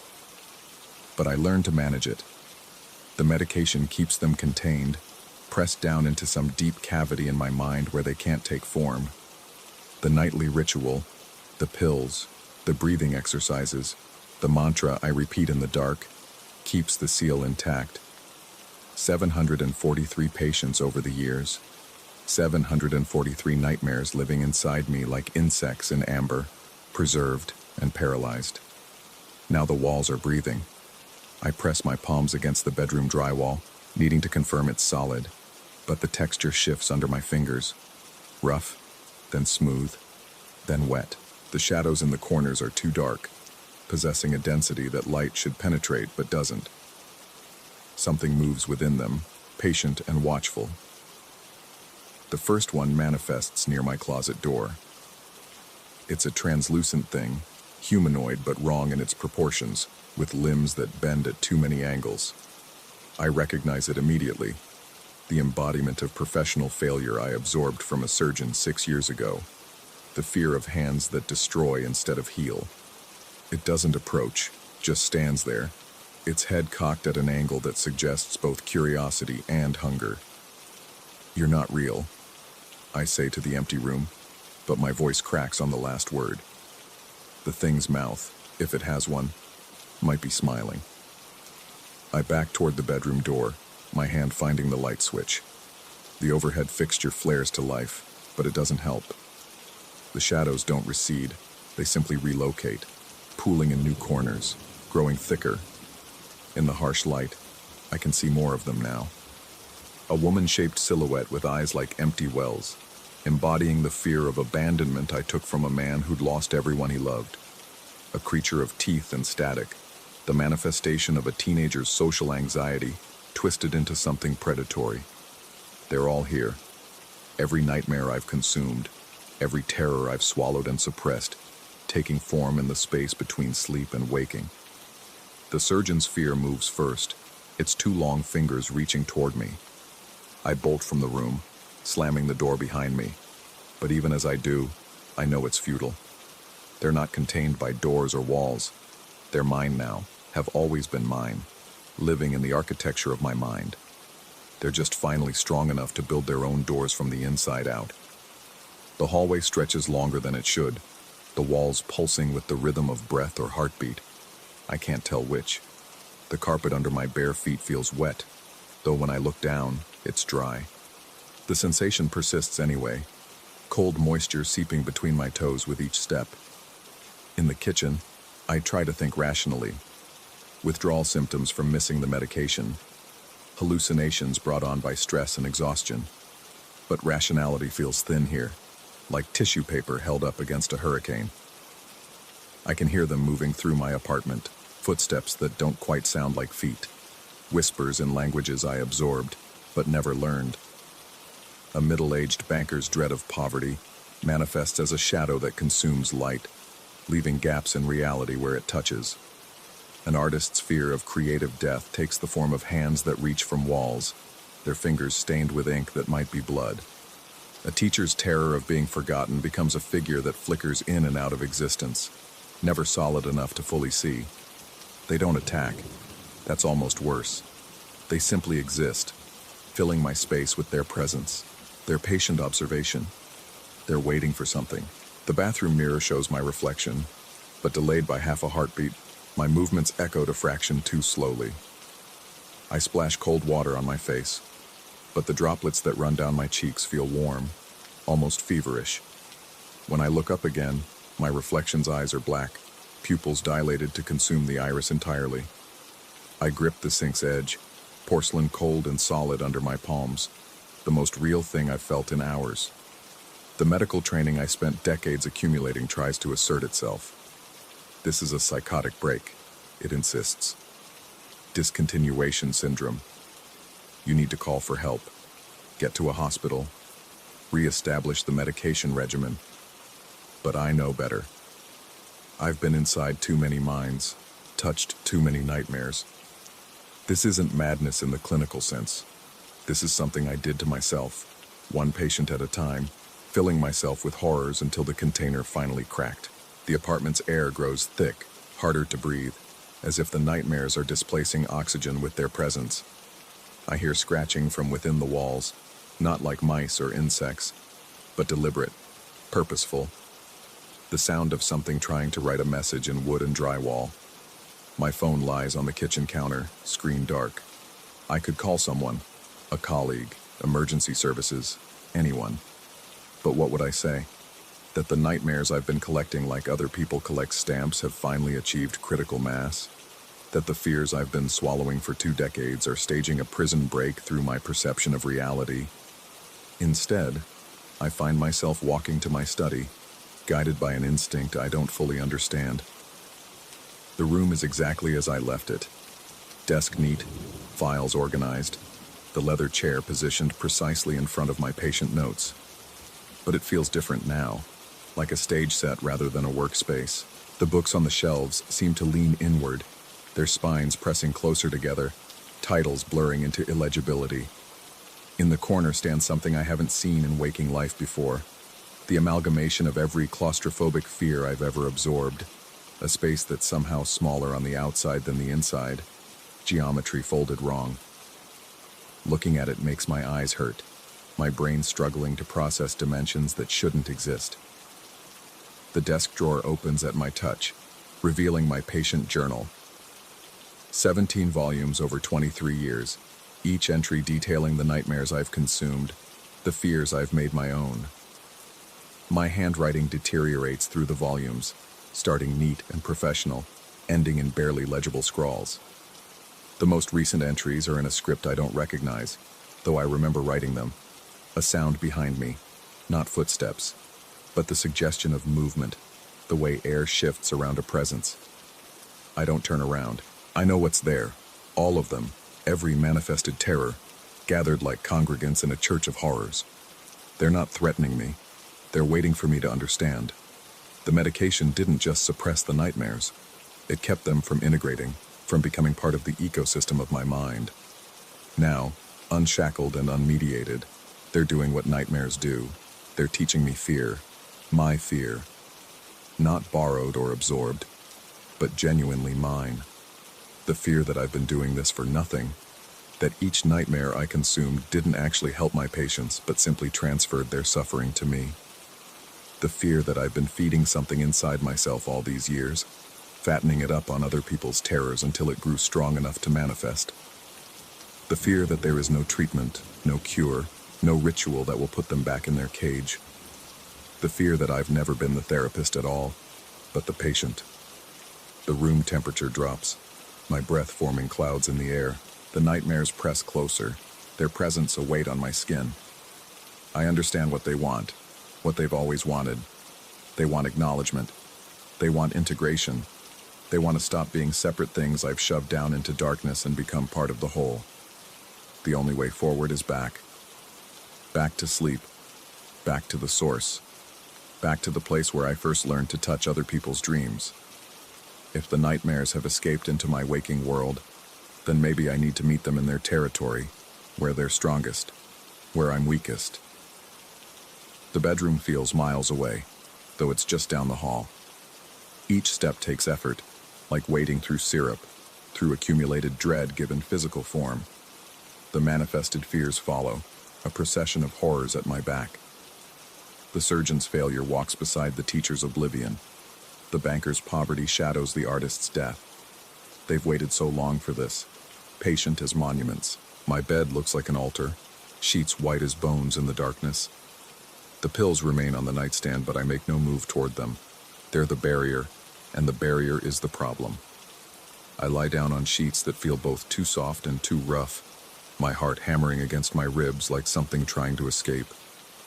The ceiling above me pulses with shadow shapes, fears taking form and dissolving and reforming. Closing my eyes doesn't help. The nightmares exist beyond the binary of eyes open or closed now. Sleep should be impossible, but it comes fast, rushing up like dark water, drowning me before I can fight it. Or maybe I'm not falling asleep at all. Maybe I'm finally waking up. The last thing I register in the physical world is the feeling of countless hands on my skin, not violent, but insistent, pulling me down into the place where all nightmares begin. Into the place I've been building inside myself for 23 years, one absorbed fear at a time. I wake up in my office, but I don't have an office anymore. Haven't for 6 months. The fluorescent lights buzz overhead, that particular frequency that used to give me headaches during long sessions. My patient, a young person whose name I can't quite recall, sits across from me, describing their nightmare in a voice that seems to come from very far away. I'm nodding, taking notes, the pen moving across paper with a scratching sound that might be coming from inside the walls. The patient's face keeps shifting. First one person, then another, cycling through 743 different faces, all the people I've treated, all the nightmares I've consumed. They're all speaking at once now, a chorus of fears and anxieties, their voices layering over each other until the words become just sound, just static, just the white noise of accumulated terror. I try to speak, to ask them to slow down, to wait their turn, but my mouth won't work. When I look down at my notes, they're not words anymore, but drawings. Crude, childish sketches of the things that have manifested in my apartment. Or have they always been there? Have I been drawing them my entire career? The patient stands, but they're not leaving. They're multiplying. The office fills with them. All my patients, all their nightmares still wearing human shapes. They're reaching for me, not to harm but to return what's theirs, to put back the fears I took from them. But if I give them back, what will be left of me? The office walls dissolve like smoke, and I'm falling through layers of consciousness I don't have names for. Past and present blur together. I see myself as a resident, making the first breakthrough with that elderly woman. But now I notice details I'd forgotten. The way her eyes had gone black when I pulled the nightmare from her mind. The way my reflection in the window had smiled when I wasn't smiling. Had I discovered the technique, or had it discovered me? The falling stops. I'm in a room I don't recognize, though something about it feels deeply familiar. It's empty except for a mirror that takes up an entire wall. In the reflection, I see myself, but younger, from before my residency, before medical school. The me in the mirror is smiling, and there's something hungry in that expression. I speak, though I don't hear words so much as feel them, finally ready to remember. The room fills with light, harsh and clinical, and suddenly I'm strapped to a bed in a white room. Hospital restraints on my wrists and ankles. A doctor I don't recognize leans over me, checking my pupils, making notes. In the corner, someone is crying. Is that me? A different version of me. The scene shifts again. Now I'm the one making rounds, but the hospital is all wrong. The patients in the beds aren't patients. They're the nightmares, tucked in and sedated, and I'm the one checking their vitals, adjusting their medication, making sure they stay quiet. Patient exhibits persistent delusion of being a therapist who treats nightmares. A voice reads from somewhere I can't see. 23 years in treatment, shows no signs of improvement, continues to consume excessive sedatives while maintaining elaborate fantasy of absorbing others' fears, recommends continuation of current regimen. The white room, my apartment, my office, they're all the same place now. Layers of the same location folded over each other like pages in a book. I can see through all of them at once. The manifestations that filled my apartment are also orderlies in white coats. The patients in my practice are also visitors from the outside world who come to stare at me through observation glass. Which layer is real? Which is the nightmare? I try to scream, to wake up, to find solid ground. But there is no ground anymore. There's only the falling, the endless tumbling through realities that might all be equally true or equally false. In the distance, someone is shaking my shoulder, calling my name. Or maybe they're calling someone else's name and I've just been borrowing it all these years, another thing I absorbed and claimed as my own. The voice says something about 24 hours without response, about adjusting the medication, about how the patient seems to be experiencing another episode. But I'm also still in my bed, in my apartment, surrounded by manifested nightmares that are either my creations or my captors. I'm also still in my office, treating patients who may or may not exist. I'm also in a white room, being treated myself. I'm all of these places at once, and none of them, and the only thing I know with certainty, is that I'm afraid. Genuinely, originally afraid, not with someone else's fear, but with my own. And maybe that was always the point. Maybe this is what I've been trying to teach myself all along. Or maybe I'm about to wake up and find out which version of reality gets to keep me, if I wake up at all.